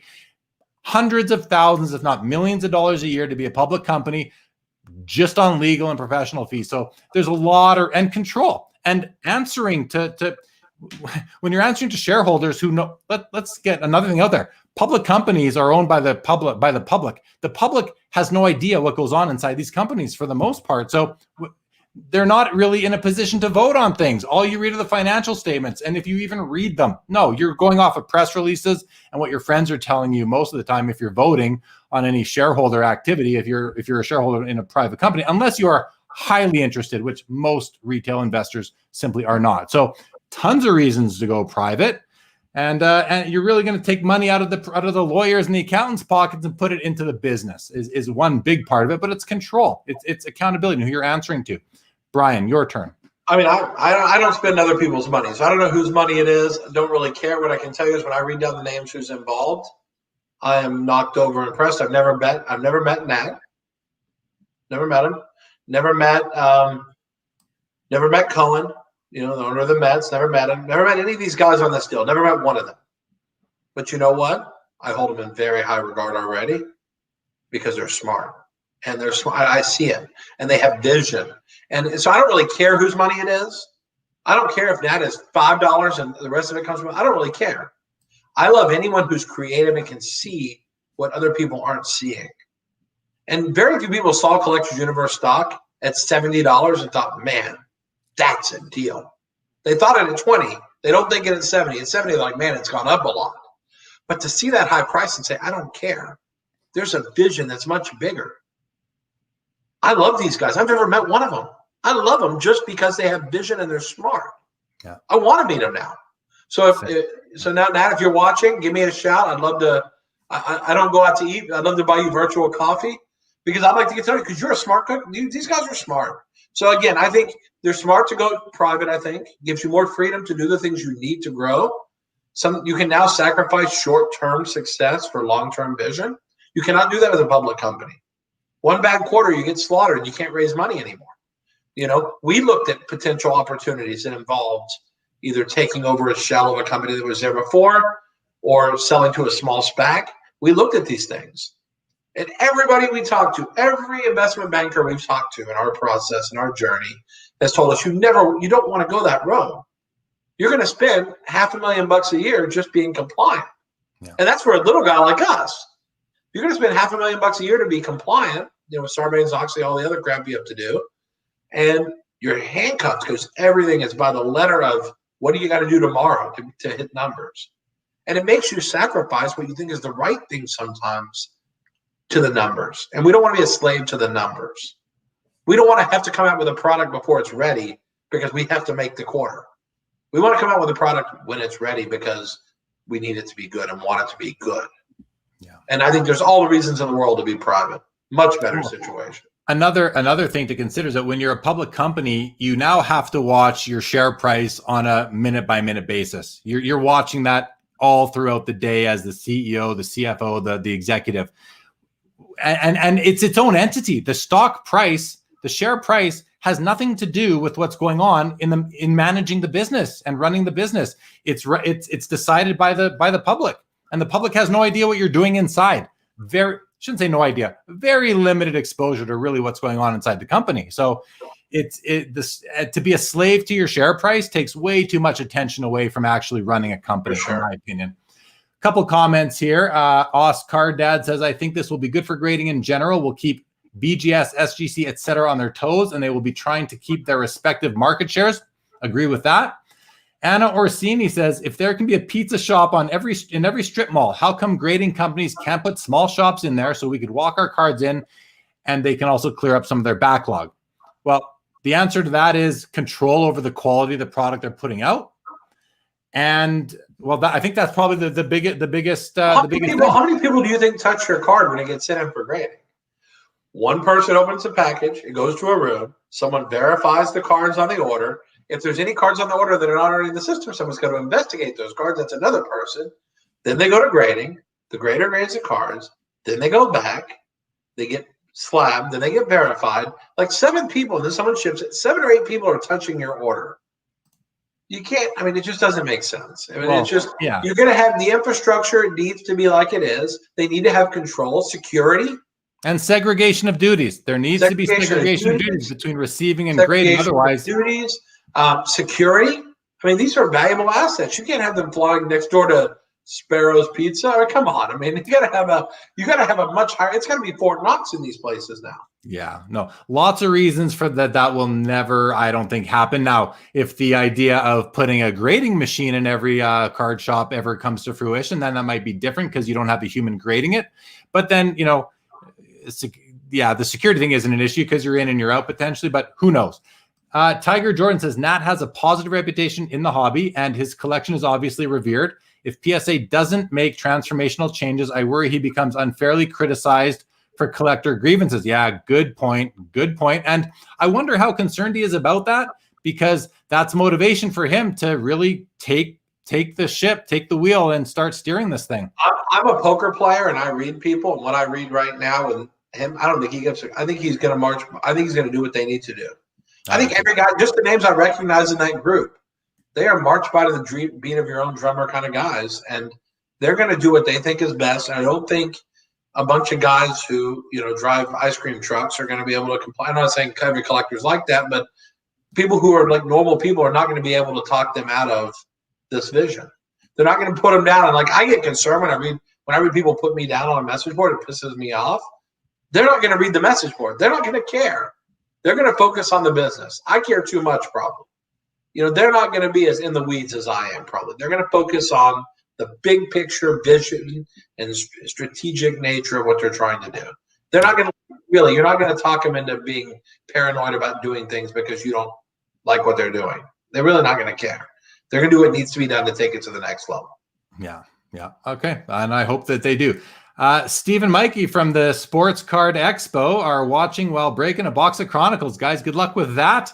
Anonymous Facebook user. I always say, guys, watch on YouTube. I can see who you are, and it just makes this much more fun. Says PSA graders make six figures.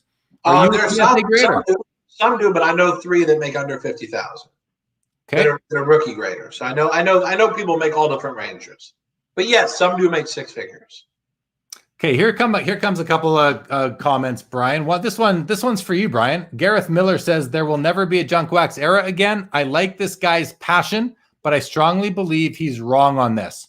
Do you want to speak to that? Yeah, sure. Okay, we make a product, and our production numbers have gotten pretty good size now. I mean, we don't announce our print runs because they're not. The market will determine if it's too many or not. I don't want words to do that.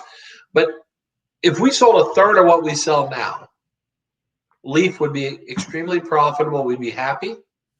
And we can't get any more assets from the players to make more, really.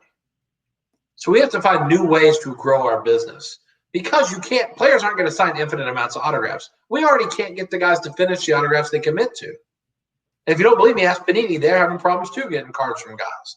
There's no more assets to buy. Now, when you guys quit relying on autographs and game use and things like that to drive these products, we might be able to overproduce again. But a junk wax era like we saw in the 90s, never, ever. First off, the assets are too expensive. And the last thing we want to do as companies is make 500 cases unsold and pouring all the huge amounts of money into autographs and assets that we have to make those. If we were just printing cards, that would be different because it costs very little to print a card without technology. But those days are over. Printing chrome or printing metal or printing a prism, whatever you want to call it, is expensive. Buying the autographs now, you have no idea how expensive they are. It's getting more expensive, not cheaper. So I will bet against a junk wax era again for sure. Could it take a step back at some point? Sure, because guess what? Things that go straight up come straight down. Look at the .com era is the perfect proof of that. I want to see increases and slight corrections and increases because you need guys who feel like it's frothy to sell. Let's get them out and let the next group come in. That's how you see a long-term growth. So 100%, I'll bet everything I own against the junk wax era again. There's no chance of that. But manufacturers have to be responsible. There's no doubt about it. And I think that's why this rally's fueled. Well, it's because Panini has been relatively responsible. Topps has been relatively responsible. Upper Deck hasn't, so have we. We've all been relatively responsible in trying to manage what we're putting out there. And I think that's been important because in the past, manufacturer greed has been a sticky thing that's hurt the hobby more than once. And we're not seeing that now, which is a huge plus. Huge. Okay, next comment. Anderson, welcome to the show, says, do you ever see a time when the card companies pre-grade and sell only pre-graded cards? Well, Brian's grading service. No, I'm just kidding. No, but you know what? I don't think the manufacturers, we don't have time for this. I mean, really, we're being honest. We're all stressed right now. You talk to people at Panini, they haven't had a vacation. My guys can't take vacations. I mean, not that we're going to go anywhere during COVID anyway, but we're all dying with just trying to get great products out the door and getting guys to sign that make millions of dollars and who really don't need us, convincing them to sign. So, like, we don't have time to grade the stuff also, you know?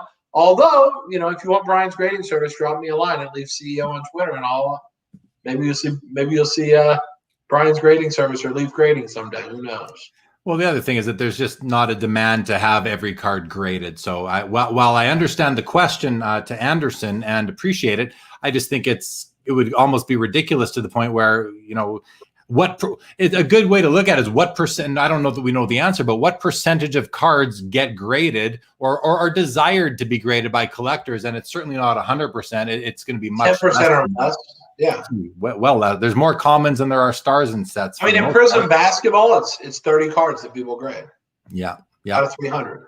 Will Sani wants Buffett's genes. I think we all want to live as long as this guy does, eating the way he does. Charles says, will there be junk wax era again? Maybe. However, will it be as bad as the early 90s? No, just stay positive and hope everything is under control. And that's kind of the leap of faith that a lot of collectors kind of need to take. And with the new change at PSA, in a way, you know, it's a bit of a leap of faith, but I think we have something to stand on in that Nat Turner is a known entity. I guess the other people in the investor group are known entities as well in the hobby. So I think it's a good thing. Tiger Jordan says the bigger aspect of the deal is less about Nat being part owner and more about the business going private will allow PSA to make more aggressive investments and innovations without fear of showing short-term ROI. Yes, 100% agree. That's the key. Agree. Gareth says, I love this hobby, but nothing's ever in control. It's all chaos. The sky is falling. We'll take that with a grain. I know you're kidding, Gareth. Can I say one thing on that real quick? Please. You're a stock guy. The way you know you're at the top is you cannot find anyone who doesn't believe. Everyone believes. So I love when people are nervous and when they don't think there's anywhere to go. We're at the high point. That's what fuels my fire. As long as people are scared or nervous, we're fine. It's only when the biggest bears suddenly become bulls that you have to really start assessing where you're at. So I love the fact that people are still nervous about, man, have we come too far? Have we done this? That's how Tesla got to 500, split it pre-split, or post-split, 600. It got there because people never believed at any price. They never believed. And as long as there are doubters, you have a chance. But when everybody believes, that's why Apple's stuck at 119 and can't go anywhere, because everybody owns it because everyone believes. There's no doubters anymore. The doubters are what fuels incredible growth. You need things to sell for new records. If the Honus T206 Honus Wagner didn't sell a few times, we'd never see it go up in value. You need liquidity to a degree in all assets for prices to go up. It has to happen. Yeah. Joel has a serious question for you, Brian. He wants to know if you could give it all up and be a winning professional poker player, would you? I think I could be a winning player. The problem is I don't think I could do quite as well as I do in the card business. Brian, I can be a winner. Your poker face needs to be better than it was when I played poker with you in about 2012 or 13. Well, you have to understand. I got a good read on you, Brian. How about this? When I play with you guys, I play every hand. Now, I think Joel's seen me more recently. I tightened my game up a lot and I started playing hardcore. I started playing like I was playing in, my chips can't be replaced. I have to love and nurture them kind of play. And I used to just be wild, man. I play every hand because I figured I can outplay people on the flop always. And now today I'm much more of a rock. But, pre-COVID, I had an amazing run before. A poker room opened across the street from my house. And I was crushing the game every night. It was unbelievable. And then COVID came, so I kept my fat butt at home, But I could be a professional poker player, but I think I'm much happier in the card business. I love this. This is what I was born to be. You do. Ed Seat says the reason why there was a junk era was because the companies made a few products a year so they could keep printing the product throughout the year. Makes sense to me. Yeah. 1,000%. Yep. Okay, let's see what else we got. Card Dad, question for Brian. Does your business have to pay players more for on-card autos compared to sticker autos, or is it all part of their contract price? This is a great question because I'll be honest, more of our products are going to sticker than ever before. And a lot of people don't like that and they criticize it, but here's the issue. The guys, number one, are losing cards left and right. And in some cases, they can't be replaced because of the technology. We can't reprint just one player's cards in a certain technology. So like suddenly they're gone forever. I will tell you this football season, 5 players lost complete packages of cards because they're moving around from training to the pro camp to this to that. I mean, one player, I've sent him 3 batches of the same cards. He's lost them every time. I'm like, what the hell? And then this guy left his cards in this city. This guy left. That's how we come out with products like Trinity Football we just came out with in freaking October. Like, that's poor. That's poor execution on our part. That should have been out in July. The problem is getting on-card autographs during the season is impossible. These guys won't sign. So in football, we're going to mainly sticker because then we can get all the stickers up front, and these products are going to come out fast. And yes, they won't be on card, which you won't be tickled about on some of the releases. Some of them are already stickers. But because they come out much faster and much earlier, they'll have more premium value because there won't be as many cards out when they come out. So there's a trade-off. But the biggest issue is players are getting to the point, like when we call Giannis, if I say, Giannis, I'm going to send you 300 cards, he would laugh at me. Like, he would laugh at me physically. So, like, if I'm not going to do a big batch to last for 6 months or a year, and you can't just go print Giannis's cards. It doesn't work like that. You have to, like, print the whole product. So what would happen is these biggest players would all be redemptions in every product. And I'm not going to do that. I think the sticker autograph, I'll tell you, if you don't believe the sticker autograph, if you think the sticker autograph is the worst thing ever, go look at the autographs that are fading off of cards that are signed on card. Like Mike Trout Bowman Chromes that trade for $10,000, $15,000. Those autographs are disappearing. The Pujols as well. Pujols disappearing. I mean, 2011 Leaf Metal Football, the autographs are disappearing. They changed pens the 1 year and they're not holding up. So that's what happens with on card. I don't see a whole lot of stickers disappearing, do you? And then also when a guy dies, we had Carrie Fisher autographs a year after she died because we had stickers. If she was only on card, that'd have been quite a feat getting her to sign those.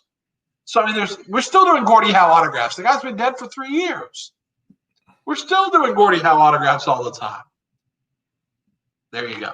There's an argument for stickers being a good thing.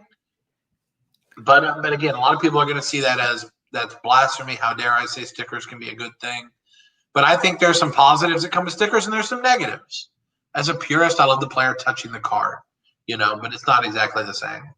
So be it as it may, we don't pay a different price per se. But the problem is some people will just say no. If we say, like I just did a deal with a major A-list actor. And I paid the guy almost $500 an autograph. Okay, so it's a big name. But the deal had to happen right now. If I had to print cards, he wouldn't have got the cards till next April. The deal's not happening. So it's stickers or screw you, Brian. So I took stickers. So I mean that's a huge thing. That's a huge thing. So yes, the stickers are here to stay. I'm shocked Panini and other companies haven't gone to even more stickers. I think that's coming in the future, though. I think it's just the only way they're going to continue to manage. We got to get redemptions cut down across the board. That is an industry problem, and stickers help to eliminate that issue.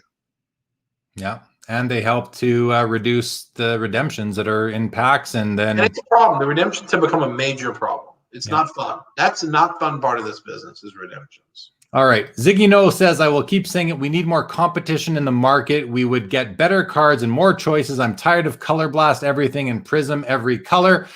And you know what? We are all entitled to what we like and what we want. I will just say to that, the stuff is selling. I see people loving it. So, I think there's a demand for it. And but that said, yes, competition is good in every market for the most part. Of course, in this hobby, you just don't know what would happen, and there's licensing issues and all this stuff. But yes, competition is good. I think that just goes without saying. That's why there's anti-competition laws everywhere. So, okay, Bob Diggity says, I love that Leaf affords a budget collector like myself chances to get a Soto RC auto, Mahomes rookie cards, etc.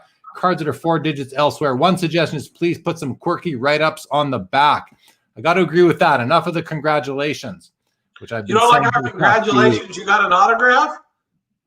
Congratulations. I spent my money and I got what I was buying, what I knew I was going to get. But congratulations, you got a Teddy Bridgewater. You know, it doesn't have to be. I mean, it's funny when you get like a common player who never hits. Congratulations, you got a loser. So it should say sucker instead. And we try to do some bio stuff, but honestly, a lot of it, you would be surprised how many times players have refused to sign cards because we got their weight wrong or their height wrong. And we pulled it off of publicly available data. We actually had a player refuse to sign because it said he weighed 240 and he weighed 230. And it's like, are you kidding me? He goes, I didn't know how much I weigh. And I was like, are you kidding me? And the guy would not sign the card because the weight was wrong. So like, that's why we try to steer clear of things that are, it just create, you can't understand. I can only tell you, trust me, I'm a card purist. I wish it was a whole encyclopedia there. Yeah. But it's not. All right. Gareth says Topps has also increased the print runs by quite a bit. If you compare the pack odds from say 2011 to 2020, I believe if companies did reveal print runs, it would be great for the hobby. What do you think of that, Brian? What do you think of, we don't know the print run of a Connor McDavid or a Sidney Crosby Young Gun or a Luka Prism Silver or any of these things. Why don't the card, and try and keep this one a little bit short, but why don't the card companies reveal the print runs? Unless they're serially numbered, of course. Yeah, I mean, serial number cards are what they are. I think, honestly, there's some value to the mystery because, like Panini, like in Contenders, when it comes out, they don't tell you which cards are short printed. So there's always a chase while people are trying to figure out what's short print, and then they tell you, like, levels, like super short print, mega short print, whatever. It's kind of fun, that part of it. I think the bigger issue is I don't think a lot of collectors understand that a number that seems very, very high in today's market is very limited. Like if I told you I made 1,000 cases of a product, you could say, holy crap, every Leaf print run used to be 200. But like the demand for these products, if the demand's 2,800 cases, 1,000 is way underprinted. But a lot of collectors can't get their arms around what scarcity really is relative. Like if you knew there were 4,000 Jason Dominguez Bowman Chrome autographs, would that impact your opinion?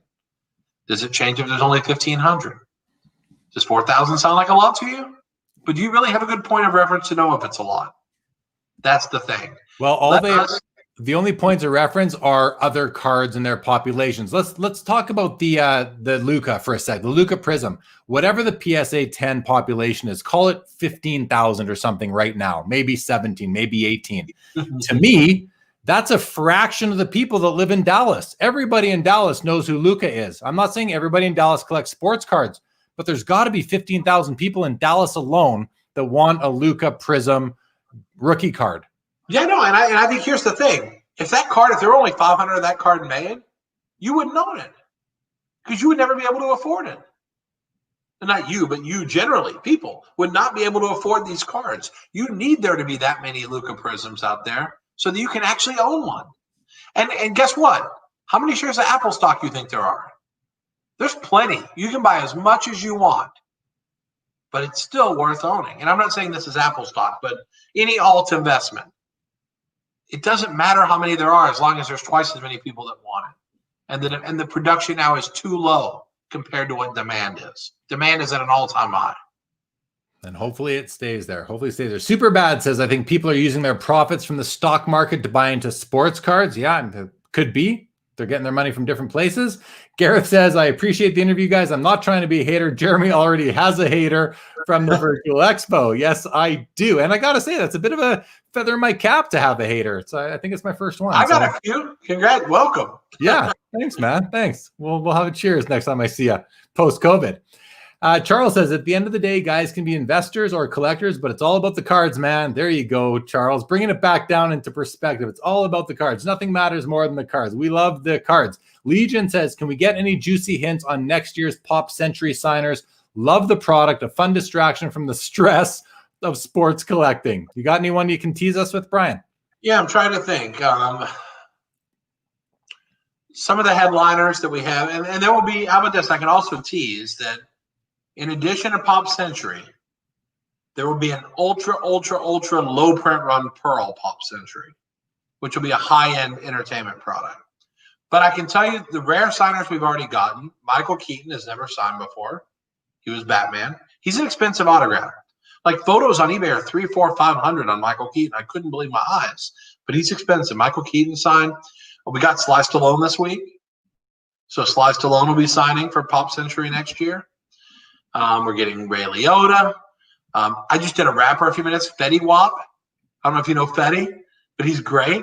So we're adding like weird, cool names. I'm getting some of the Bachelors. I think I just did a deal for Rainn Wilson from The Office. Everyone loves Dwight. You got Dwight? So yes. So, I mean, you understand, working from home here every day now, I'm like an animal. Like I'm frantically out doing deals with everybody I can do because I want to get new names. I want to create more excitement than ever. And I can tell you, I've done more deals in the last month than in the last year. Chuck Norris. I got Chuck Norris in Pop Century. I love it. Cool name. Well, you had me at Dwight. I really want you to work hard. Get Pam and Jim and even. Trust me, I'm trying. I want all of them. And we had some of the lesser people on the show, and people love those cards. Like we had Meredith and Oscar and Creed, and people collected those. They liked them.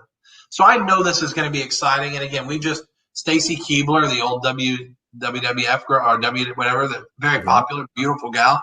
She's in the product. Like I told you, we got Fetty Wap, the rapper, Joey, and we're adding all kinds of people. You have no idea. And so we're getting deeper and deeper and deeper in the deals. So I think you're going to love Pop Century next year. This year was great. Next year will be new level. There you go, Legion. Sean Robb has an interesting question. He says, do you see strong European and or Asian demand for Leaf products? Starting to see a little Europe. At the industry summit, I probably met with 5 or 7 people from Europe who tell me that the UK and other places are starting to really grow. Asia, absolutely. We have a good Asian customer base. And, that market is very, very strong. That's no doubt about it. But I'm seeing a general growth in the UK and other places. I'm seeing growth. Where I'm not seeing growth is places like Germany.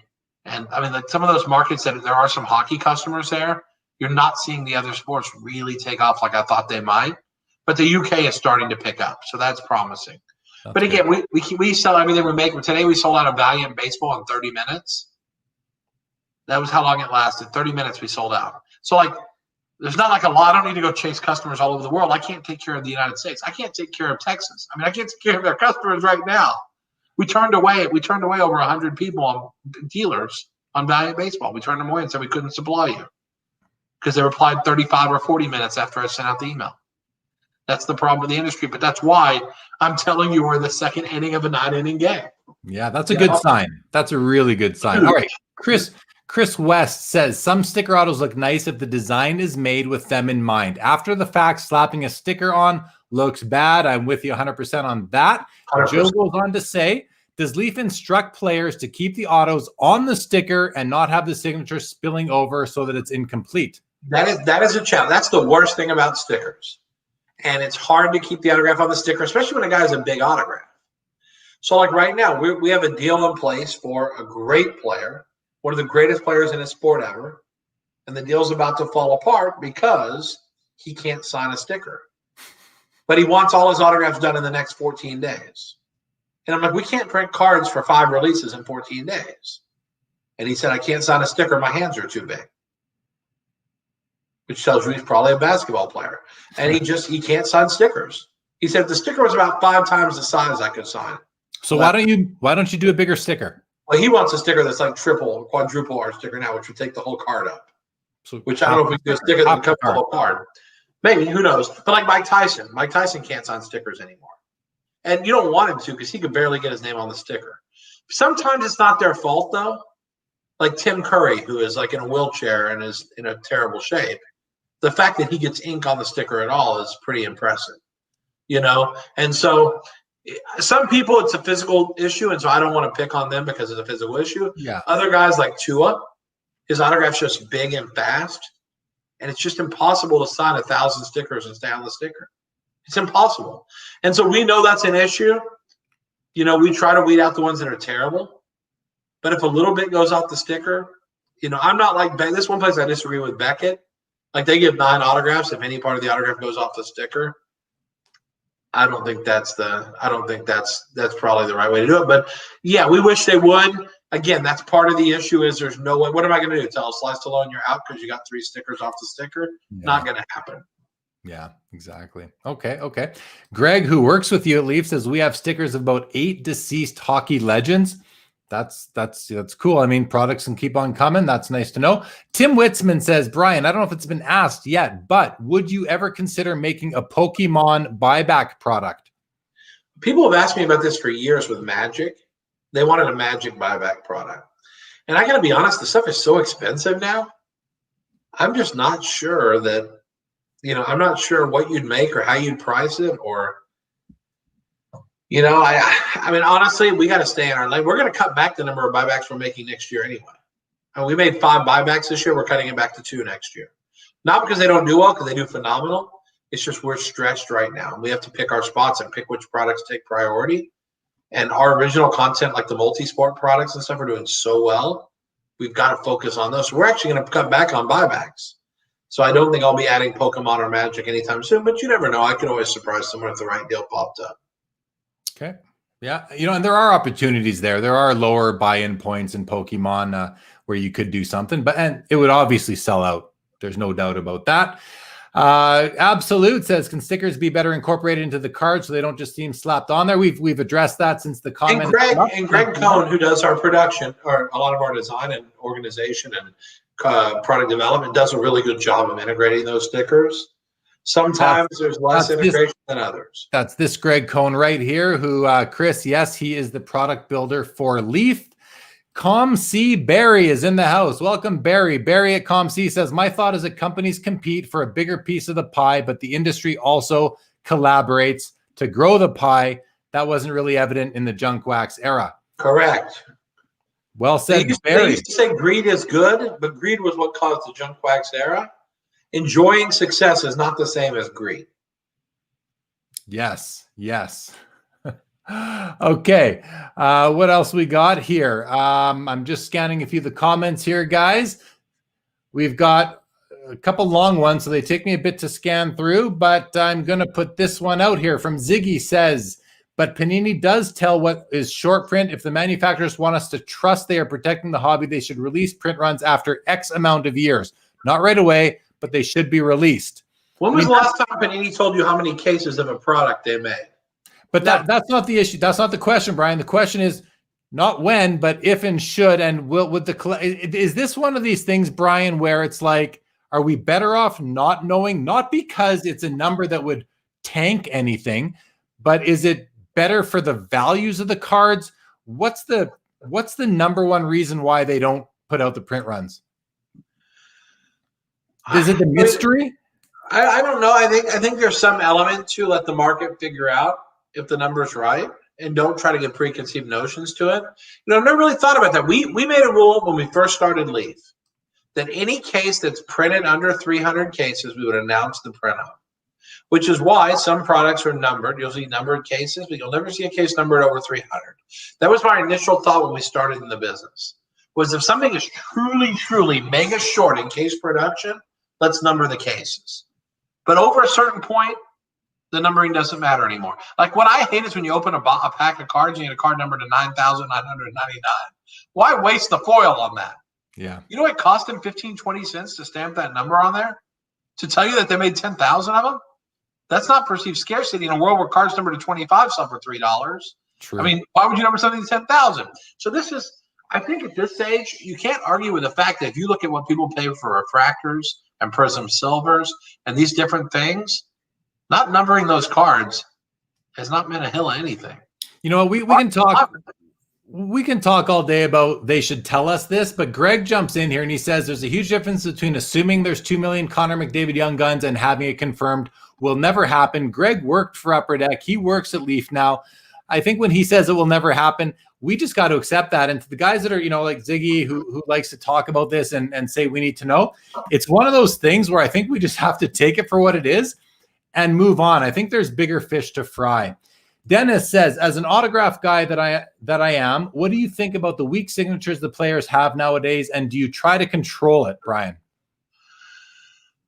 I mean, again, some of the autographs are not so pretty. Some of the autographs are better, but it's just. But do you encourage the players to have a nicer autograph? Do you ask to see when I it talk first? to them, but I mean, again, a lot of times we're not getting to talk to the player a whole lot. We may sit down with a guy for a signing here and there, but a lot of times we're sending to the agent's sitting down with them. But again, if someone does a Vernon Morency where they put a check mark, we're just not going to pay for those and not going to use them. But we haven't had that many bad ones. The hard ones are like CD Lamb looks kind of like a big circle, a big oval. The Calvin Ridley looked the same. He was like a big oval. So it's kind of like, what am I going to do? Tell CD Lamb your autograph sucks? If he just puts a straight line, I'm not going to accept that. He puts a check mark, I'm not going to accept that. Or just a letter C, I'm probably not going to accept that. Yeah. But it's his autograph. Do you ever work it into the contract itself? Like, do they have to give you a sample of what it's going to look like, or you just sign them and hope for the best? No, that's the problem. That's how we don't get deals done. When you start putting restrictions, like if we said, if you don't have your stickers back within 2 weeks, we're not paying for them. We wouldn't get any deals. Yeah. If we said your autograph has to be this level of quality, if we can refuse it, if we don't like your autograph, we'd never get a deal. So we have to find that balance between doing business and getting deals, because you guys want deals. We have to find that balance between that and not caring. There's something in between there. It's not like we don't care. We just got to make sure we also deals. So we are an advocate for you with these players, but we also have to be realistic and know that once they go pro, they don't need our money anymore. Right. Giannis doesn't need sticker money. He does it to be nice. He doesn't have to do that anymore. Got it. Okay, let's keep going. Andrew Oliver, welcome, says, would love to see members of the Red Hot Chili Peppers in Pop Century, as would I, Brian. That would be cool. Rod Booth in the house says, Brian has to get the Trailer Park Boys. That would be fun. Joel Alpert wants more Britney Spears. I made another offer this week, so we'll see what happens. I love Britney. I'd love to have her in the product again. Oz Card Dad says, you're making an impact and have some relevance. If the haters are going to the effort of hating, keep up the good work, Jeremy. Thank you, Oz Card Dad. I appreciate that. That's really nice of you. Thank you so much. Chris Tickner says, why doesn't Chuck Norris get deceased? Because deceased are afraid of Chuck. Yeah, the Grim Reaper is scared of Chuck Norris, I think is what you're saying. Well, right no, I saw on CNN a few minutes ago that COVID got Chuck Norris. It's just that's how it is. Chuck Norris is invincible. It's amazing how old he is, and we have pictures of him doing his signing a few weeks ago, and I swear he looks like he's in his 60s, and he ain't in his 60s. But it's amazing. He's in great shape. Disco Slob says, Leaf is neat. There you go. Chris West says, companies don't fight over the same pieces of pie anymore. Now they try to make their own piece bigger, which is really, that's a good thing overall. Make the pie bigger. Can we stop talking about Panini? I was having a good day. Greg Cohn. They're good guys. They're good guys, and they do a great job for the hobby. Everybody loves to hate the big guy, but I think they do a good job. And they're good people there. That's the other thing. A lot of times we don't know who's behind these brand names and these emails that you might be sending off. They're good people there, and everyone is challenged right now. I encourage people on every episode just about to have some patience. I know you got beefs. I understand your frustrations out there. I get it. But I think we just have to be a little bit patient. I know you've been patient some people have been patient for a year waiting for a response on things. It's a tough situation. Greg Cohn says, better off not knowing print runs. What happens to a card you paid X for and you find out 5 years later the print run and it potentially damages the value? Could be. Mike says, BG, where's the Madonna coat? Will it be in relics? No, you know what? I got an email from Fanatics this week saying that they haven't heard back from Madonna because of COVID, and just please be patient. So my birthday came and she didn't call me and sing happy birthday because I guess she's on hiatus with COVID. So I guess that's next year. I get my coat and my happy birthday serenade from Madonna.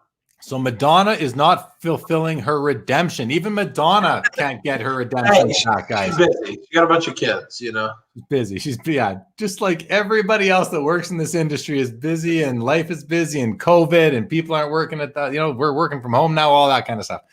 And for the first time tonight, I am happy that we are at the bottom of the comments. Thanks everybody for all the comments tonight. If you have enjoyed this show, hit that thumbs up button on YouTube. If you haven't enjoyed the show, hit Still that hit the thumbs up button button. on YouTube. If you haven't subscribed yet, please subscribe to the channel. I greatly appreciate it. We've had this is the second best viewership we've had, Brian. It's not number one. It's your number one, but it's not number one. When I had Jeff beat me, so I'll know who to knock off. You got to knock off. Jeff Wilson from Sports Card Investor brought over 10,000 views to one of my videos. Way more than any other video I've done. So I believe that. This is Mikey from the Sports Card Expo says trying to get oh wait, hold on. He says selling a set of 1990 Leaf Series 1 and 2. Beautiful set back then and still love the stuff. Trying to get a metal LaMelo. Yeah, we had LaMelo when he was a kid. Unbelievable. You will get it. What do we have here? Hey, BG, any plan on doing basketball products like you do with other sports? No. Basketball draft is one place we're not going to go. And I'll be honest, I think Panini does a good job there. And I think that the timing of their products, there's not really a place. I don't think there's really a place in that market for a bunch of draft pick stuff. I think football is where there's a great place, and we've established such a strong brand there. We're going to focus on football and baseball for draft picks and really try to do a great job. But you'll see some different things out of us this year. Basketball draft picks will not be one of them. Got it. Okay. Charles is wowed, 120 viewers. I see more, but I see who's watching on all the platforms. But thank you, Charles. Troy Peterson, much appreciated. Great show tonight. Really love that. Legion with a tip for the host. Thank you so much, Legion. Legion's a loyal viewer. Love having you here. I love that he tipped you, but $2.99? Yeah. You're worth millions, buddy. You're worth millions. I get the odd tip on this show, BG. It makes me, I don't care how much it is. It makes me tip you. Will you give me a place to tip the dollar bill in if I tip you? I will. I'll send you the cup. You can send it back to me. Thank you, sir. You got it. Julian Lim, welcome. Fun show. Thank you so much, Julian. Here's a good question. You're going to like this one, Brian. Sean Robb wants to know, what are some cards you are buying on the secondary market? Everyone wants to know. What is Brian Gray buying on the secondary market right now, this week? Well, I'll tell you this. As I told you a minute ago, we're actually cutting back our buybacks. We have no buyback needs at the moment. So everything I'm buying as of today is personal, like portfolio building. And again, it's a lot of the same stuff that I've been saying all along. I'm still gobbling up 90% of the Acuna PSA 10s that hit eBay. I let a few sell without me sometimes, but I gobbled up a ton of 89 Upper Deck Griffey BGS 95s. They dipped and they went below 500 for a couple of weeks. And I gobbled up a 20 pack of those. I gobbled up 20 or 25 Mookie Betts Bowman Chrome 95 autos because they got down at one point. I was buying them below 900. Now they're back up over 1,000 again. But I gobbled up a 20 pack of those. So, I mean, right now, my number one buy is not even a card. I got to be honest. My number one buy, which I cleaned eBay out, and a lot of people were nagged on me because I was too clever, is they just came out with a Barack Obama autographed book that was available on Amazon and Barnes & Noble. And that book you can buy on eBay for $4.25 to $4.50, and it's the easiest money in the history of the world. At $4.25, I'll take 1,000. I'll put 425,000 into that one book. They're going to be 800. I bought two books for $850 the week before this came out. So that's what Obama books were trading for. They were garbage books. It's a beautiful slipcover. So honestly, I'm putting a lot of money into that asset. So since we talk about collectibles generally, that's the number one alt asset. That, and I've been buying a lot of Taylor Swift autographed CDs. On her website, she's selling them for $13 for another 3 minutes, I think, or an hour. $13 for autographed CDs, limit 4 per person. And I own about 900 of them that I paid higher for. I paid a lot higher. But you put them on sale for the holidays. So I think that's again, I would buy at $13, I would buy 10,000. So I mean, like there's value all over the place. Cards, autographs, Pokemon, there's value everywhere. You just got to look for it. And you have to, I talked to someone the other day, you got to zig. When everyone else zigs, you got to zag. Me and Dr. Beckett talked about this on the Hobby Hotline show. Everybody's zigging one way. They're all buying shiny Prism, so we're buying cardboard. When everyone comes to cardboard, we'll buy shiny Prism. I want to shout out Hobby Hotline for a sec, guys. If you don't know about it, check out the YouTube channel Hobby Hotline. It's a Saturday morning live call-in hobby show with a cast of hosts. There's probably a dozen different guys that show up and host it. I'm one of them. Brian Gray is one of them. Dr. James Beckett is one of them. Ziggy No, who's in the crowd tonight, he does it as well. It's a great show, really interesting stuff. Check it out, Hobby Hotline. All right. Joe says 90 Leaf Frank Thomas. Those were the days. I know, Joe. We've reminisced about that card before in those days. I am with you on that. Oz Card Dad, always a good show. And Brian is on. Here's to plenty more appearances. Love his passion and his ideas of the hobby. Jeremy, how do I get to be the first person with 4 appearances? Who do I have to like grease the palm of around here? Because I want to set a record. If I can't bring over a bunch of, I haven't really tried to bring over a bunch of people, but I haven't tried to beat the 10,000 from Sports Card Investor, but I want to be the first 4-time guest. So whoever you might have a good contact with, let's make this happen, please. Send me an email. Okay, great. Troy Medina, one of the best as always. Welcome to third inning of the hobby. There you go. Chris That's West. right there, except the second inning. Who is a dream get for autographs to include in a product? The ones we've been chasing the hardest for a long time now, Scarlett Johansson, Jennifer Aniston, Jennifer Lawrence, and the celebrity side of things. Those have been like 3 of our super wants, pay whatever it takes to get them. Paul McCartney. There's a whole lot of names that are never going to do cards that we would love to have. Yeah. In the sports side of things, there's not a whole lot of white whales because Barkley was my white whale and ended up signing for Panini, so he was gotten. I think Tim Duncan is probably one of the white whales that we're never going to get. Ken Dryden is a white whale we're never going to get. I've had phone conversations with him, and I can assure you we're never gonna get it, especially after our phone call. Well, hey, did Ken Dryden tell you why he won't sign? Does he have a reason? Yes. First he was mad at me for making game used cards without his image on them, without a deal with him. Brian, I don't think you understand how discerning it was to see game used cards without my image, and I did not even know they were out until I saw them in the marketplace. I would really appreciate if you would not make those cards anymore. And I said, well, Mr. Dryden, if you would do deals with people to use your image, I believe collectors would be so excited to get something, that they knew was real. If you'd sign autographs, they would get autographs they know are real instead of fake autographs. I don't believe in selling my autograph. So I said, great, do it for free. Charity. If you don't want to sell it, do it for charity. Well, I don't feel like I ever want to do that. So, yes, there's going to be guys like Tim Duncan. I had him one-on-one at my daughter's volleyball tournament because his daughter plays volleyball too. And I said, Tim, I know you hate this, but would you mind signing one thing for me? Just sign one thing for me in person. I said, no, man, I ain't doing that. I had him one-on-one, dude. It was just me and Duncan. Duncan's a tough one. People would love to get him. The problem with all these guys is the minute you get them, the love affair is over. Barkley was a $1,500 autograph, but then he got him. He's $150. Once they sign anything, it's over. Then the mystery is over. So those are probably the most desired guys that we just can't get. But who knows? We'll keep adding some cool stuff here and there. Right on. Dennis Lescombe says, my favorite show on YouTube. Man, that's high praise. I love that. Thank you so much, Dennis. C. Berry, good karma Legion. Go claim your prize. Jeff McMahon, really love the Hockey Lumber Kings. Great product.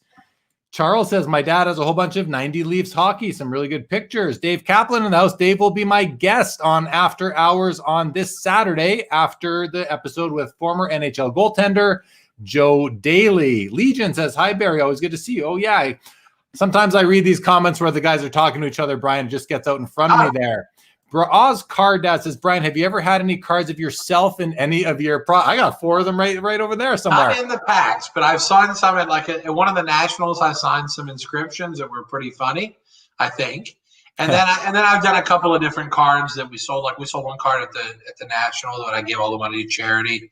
And so every so often, what's funny is I actually get people send cards to the office who ask me to sign a card and send it back to them, like just some random Leaf card. So like about a month ago, someone sent me an entire set of like my first Razor baseball, like a 200 card set. And so will you please sign all the cards? And so I actually took a few minutes to sign the 200 card set. They're all cards of players, but I just signed them anyway. The guy wanted it. Who knows? What a sucker. He wanted my autograph. Huh. Well, at the National a few years ago, I think it was the Atlantic City National, Brian, I opened a product, one of your products at your booth. And along with a normal redemption, you could have one of your signed cards that were there that I believe Greg gave over to me. So I still have I think I took 3 or 4 of them, truth be told. Mikey likes the Barack Obama idea. Says it's genius. Gareth Miller has tipped the host. I'll increase the tip when we get print runs. All right, Gareth. I won't be hanging. But we can also increase the tip when donkeys fly. When pigs fly, we can increase the tip also, which might happen before you hear all the print runs. I wonder why this one is blue and Legion's was red. I don't know what that means. I think that 99-cent difference tipped the scale. Took it from cool to hot. Yeah, I don't know how that works, but thank you both. I really appreciate it. Okay, Brad Humber says, Brian, what's the outlook for the continuing soccer products with Leaf? Any chance of seeing a soccer product with on-card autos? No on-card for sure. The problem right now, you can't even go to Europe. I mean, you really can't even go get autographs. We have signings. We have players lined up in Europe ready to sign, including some guys that have never signed cards or have signed very few cards. We can't go over and do signings there right now, not with COVID. So if we even get we don't even want to send stickers there because there have been shenanigans with certain players who've gotten queued. So honestly, all of our soccer signings are witnessed because we've heard stories about very big soccer players who don't sign their stuff, and you almost have to witness it to make sure it's real. So they've had family members sign for them. So we don't want to get involved in that. So we're going to witness them. But especially with the geographic challenges, there are always going to be stickers. We'll have some things on card. That won't be one of them. Yeah, makes sense. David Kaplan wants to know, how do you resell your inventory, Brian? Now, I assume he knows you own Leaf trading cards, so a lot gets sold through the buyback products and that. But how do you go about selling the stuff that you're buying when you're buying for yourself from an investment perspective, or are you just holding everything? I hold a lot, but every so often, I'll say, I bought a bunch of 90 Leaf Frank Thomas PSA 10s. I was buying them at 160 to 200. I gobbled up hundreds of them. They went up to 300. So when they went up to 300, I actually used 50 in a buyback product. I sold them to the company, but then they've come back down to 200 again now. So now I'm buying them again. So you go through these waves. But Acuna, I've never sold an Acuna. I won't sell one. It's the number one buy in the hobby. Every penny you own could be an Acuna, and you could sleep at night. So, but that's my number one card in the hobby at this stage, and it keeps going down. I love it. I have seen you sell cards in different Facebook groups as well at times. Sure, I'll sell some stuff if I don't care about it. But my real positions, the things I love, you'll see me in those same Facebook groups running buy messages. Yeah. Looking to buy this card, take 100 of them. Whatever. Awesome. Roddy Booth says, great show, guys, but my eyes are closing and I'm fading. We'll watch the rest tomorrow. Nice to see one live again. It's been a while. Since you'll be hearing this tomorrow, Rod, hope you had a good sleep. Great to have you back, buddy. Look forward to seeing you at the next Sport Card Expo. Ozdad said, do all those collectibles that you just talked about purchasing, does any of that end up in Leaf products? If you're talking about the autograph stuff, absolutely. The Taylor Swift, those will end up being in cuts in Pop Century and other places. So we might cut some Obamas, but honestly, I just think they are phenomenal value. I mean, they're stunning. We just got our first ones in because the book just released this week. It is so beautiful.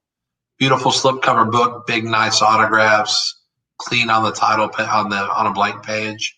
It's beautiful. So I look at stuff like that. I'm bidding at Iconic Auctions, which is a great auction house. There's a piece in that auction that I want for my collection desperately. I don't know if I'll get it. It seems like every time I lose by a bid here and there, but there's a piece there I want desperately. So things like that, I'm looking at a historical piece there that'll go in the collection, never get sold or cut up because it's beautiful and stunning.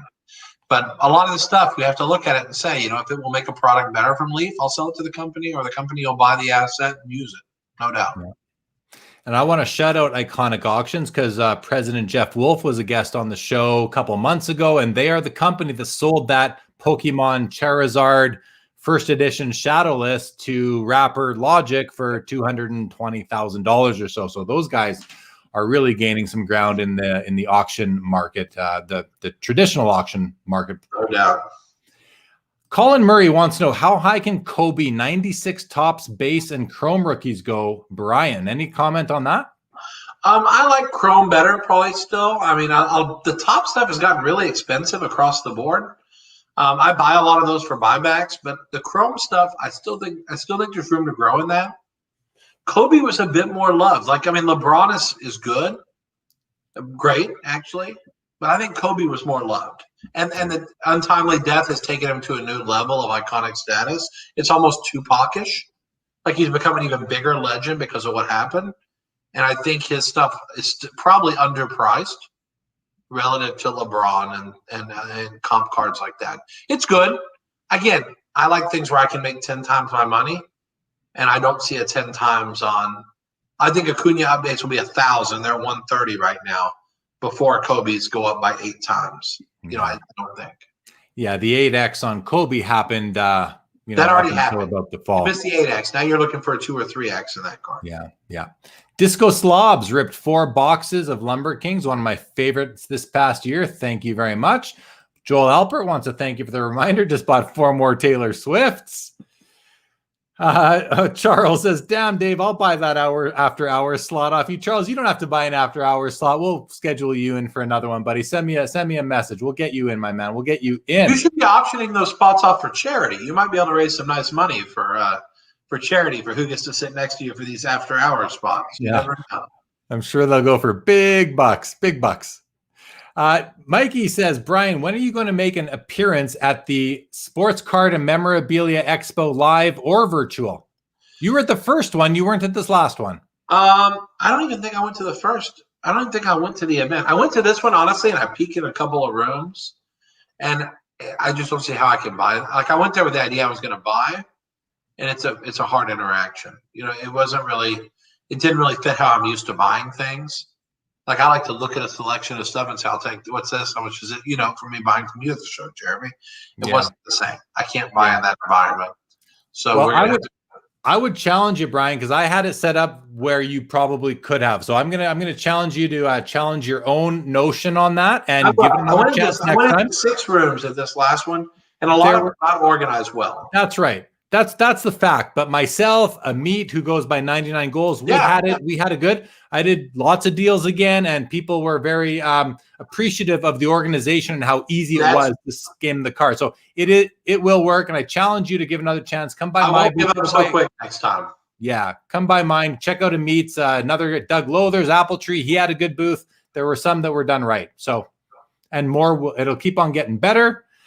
What else we got here, guy? You didn't notice, but about 10 minutes ago, I threw up overtime because after the 2-hour mark, we are officially in overtime. We are going to wind this down pretty soon, but we still have well over 100 people watching and comments are still coming in. So how are you doing for time, Brian? I'm here. The fact that I'm up at this hour means I'm probably going to be up. So I can handle more than you can. You bragged about that in the Facebook post. Yeah, he said, I always bug him. I can stay up longer than he can. Well, we'll see. I'm sure you can, actually. All right. What do we have? Another question for Brian. What protocols does Leaf have to do in terms of COVID? Are cards and stickers cleaned or quarantined before being packed? Interesting question. It is. We have a lot. We do take a fair amount of procedural care with COVID, obviously, on our facilities and where our people work, social distancing, all these things. We've had 2 cases of COVID total since this started. They both happened simultaneously. And 10 days later, they're both back at work. And we have not had another case since. And that was in, I want to think like June. So we haven't had a case in over 5 months. Now, I do know most of our competitors are having cases. And I do know that grading companies are having cases. And there's cases now. The good news for Surface, I don't believe that's quite the concern we once thought it was. Surface transfer, especially by the time we can get the cards put into holders and put them into boxes and ship them. That Surface, it feels highly unlikely that there could be any Surface issue after that time frame. So you might have some dead Corona, but you're not going to get the coronavirus. There you go. All right. Jabrod just bought his first Taylor Swift item of his life. Looks like Mike did too. I think Taylor might owe you a small commission here, Brian. Well, she sold them for too small a price. The funny part is she sold them for $13 on this sale. If they had called me and said, Brian, we'll sell you everything we have left at $30, but we won't sell any more after that, I would have bought like $5,000. But instead they'd rather sell them for $13, limit 4. So when I go on the site, I'm blocked now. They blocked me where I can't buy anymore because I bought so many. I can't even buy anything on their website anymore. Yeah. They're pretty smart IP-wise. Okay, we have more comments coming through here. Joe says, what goes into the actual parsing out of a high-end jersey, say a Jackie Robinson? Who decides what parts get used and what does the actual process look like? Can you do this quickly, Brian? Yeah, Greg Cohn, who you had on the show before, physically pulls those items and selects the pieces of jersey that will be cut and put in the cards. So we're really careful on the high end because the prices are too high. Like a Bobby Orr jersey, you pay $80,000 for. We have to really put thought into or $60,000, how we're going to use that. But we hand select those pieces. Nice. That's nice to know. Oz Card Dad says, I think Kobe autos are a better investment, particularly on card autos, because as we know, unfortunately, he isn't signing anymore. Yes, tragic, but true. John Sports Cards. Hey, Brian, how can I get Leaf to send my channel product to showcase on my channel? Yeah, a lot of people reach out to us and want to do they ask if we have sample boxes for box breaks or previews and things like that. Honestly, the number of previews we get would double our print run. It's just, we just can't at this stage. And honestly, it's not that we don't want to help support, the blog and that, but that's why I spend time on every little show that invites me. I go. You do the little shows too. No, I do little shows too. Not this one. This is a big show. But I go on shows all the time. I go on shows all the time where I bet there's 20 viewers, or someone wants to do an interview for a blog, and I don't know if anyone's going to read it or not.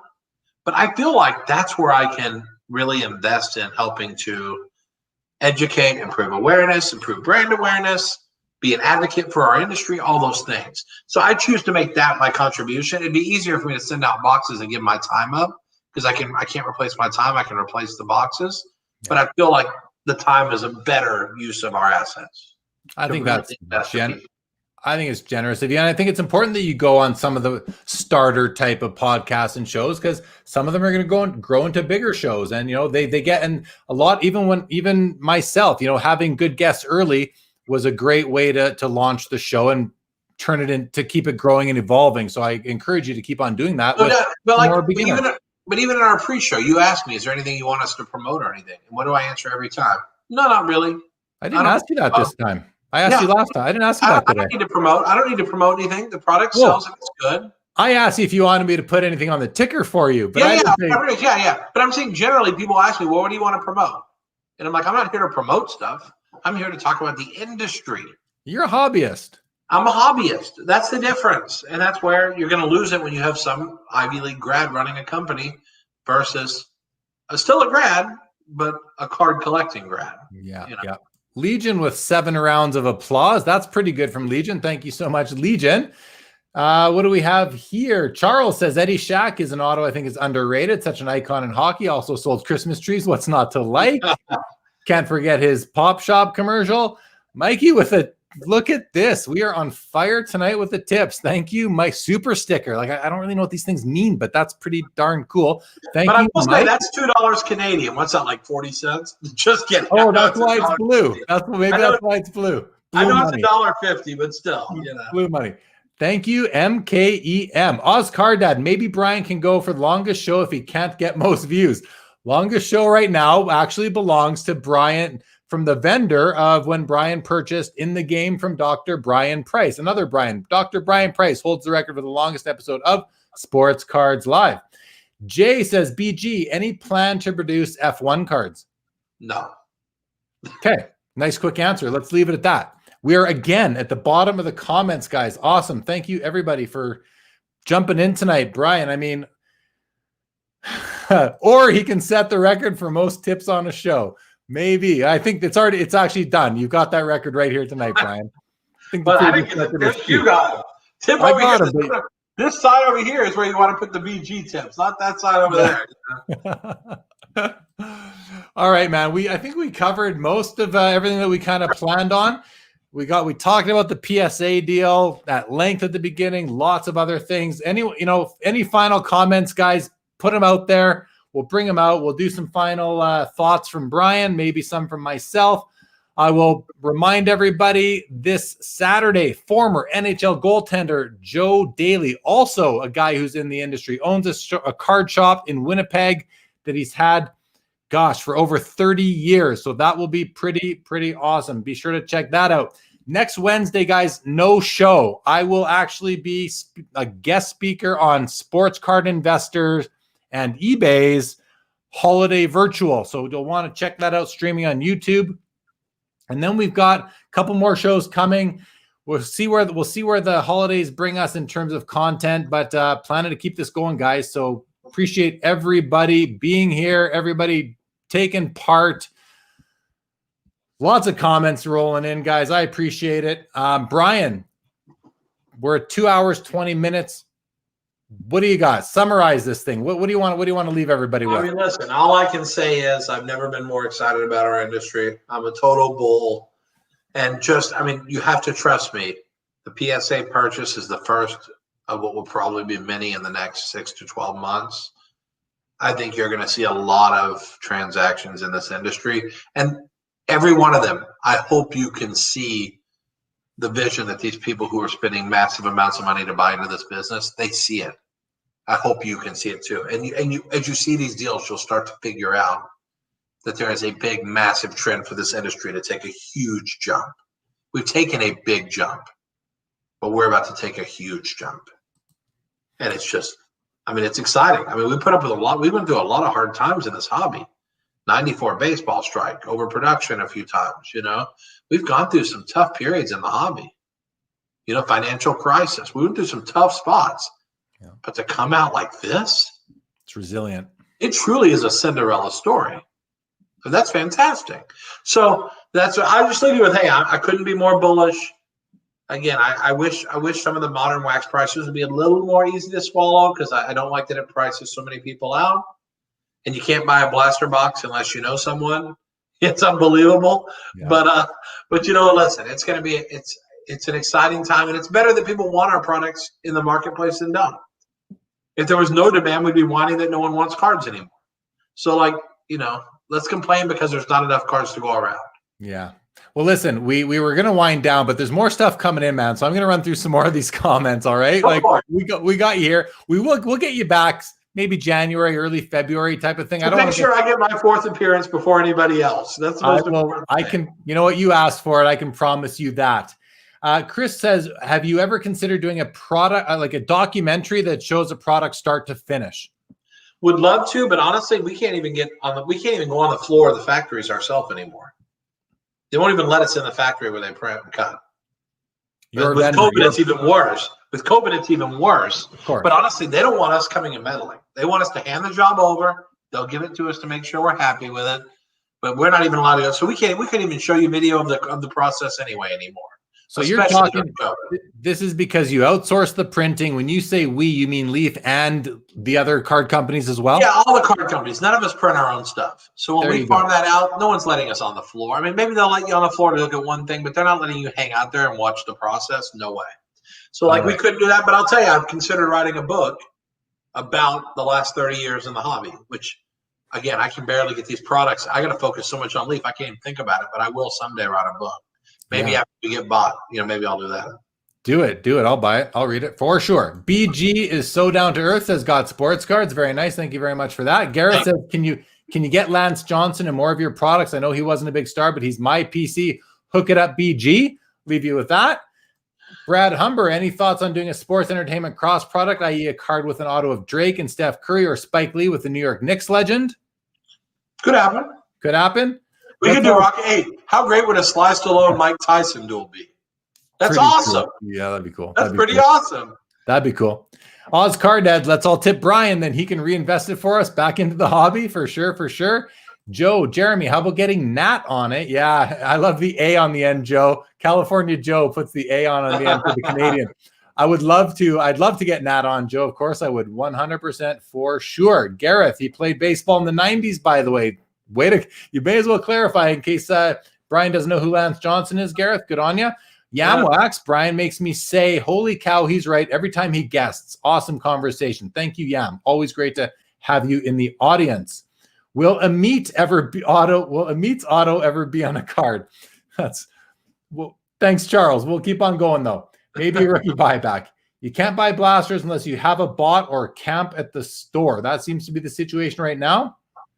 Bought Upper Deck hobby box and the cards are damaged at the corners. I've seen some rounded corners on some of the young guns myself. I just think they're just die cut. Maybe they're just die cut now.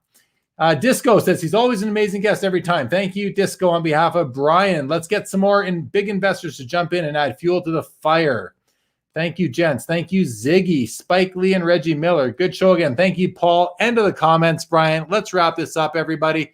Thank you so much for joining. BG, thank you for being a 3-time guest on the main episode, main show. Ready for a four-peat, baby. We'll get you to 4. We'll get you to 4. Everybody else, thank you all for joining. This was awesome tonight. Hope you enjoyed it. Hit that thumbs up button if you liked it. Hit that thumbs up button if you didn't like it. Subscribe to the channel, all that stuff. Appreciate you guys. We'll see you back here on Saturday. Good night, everybody.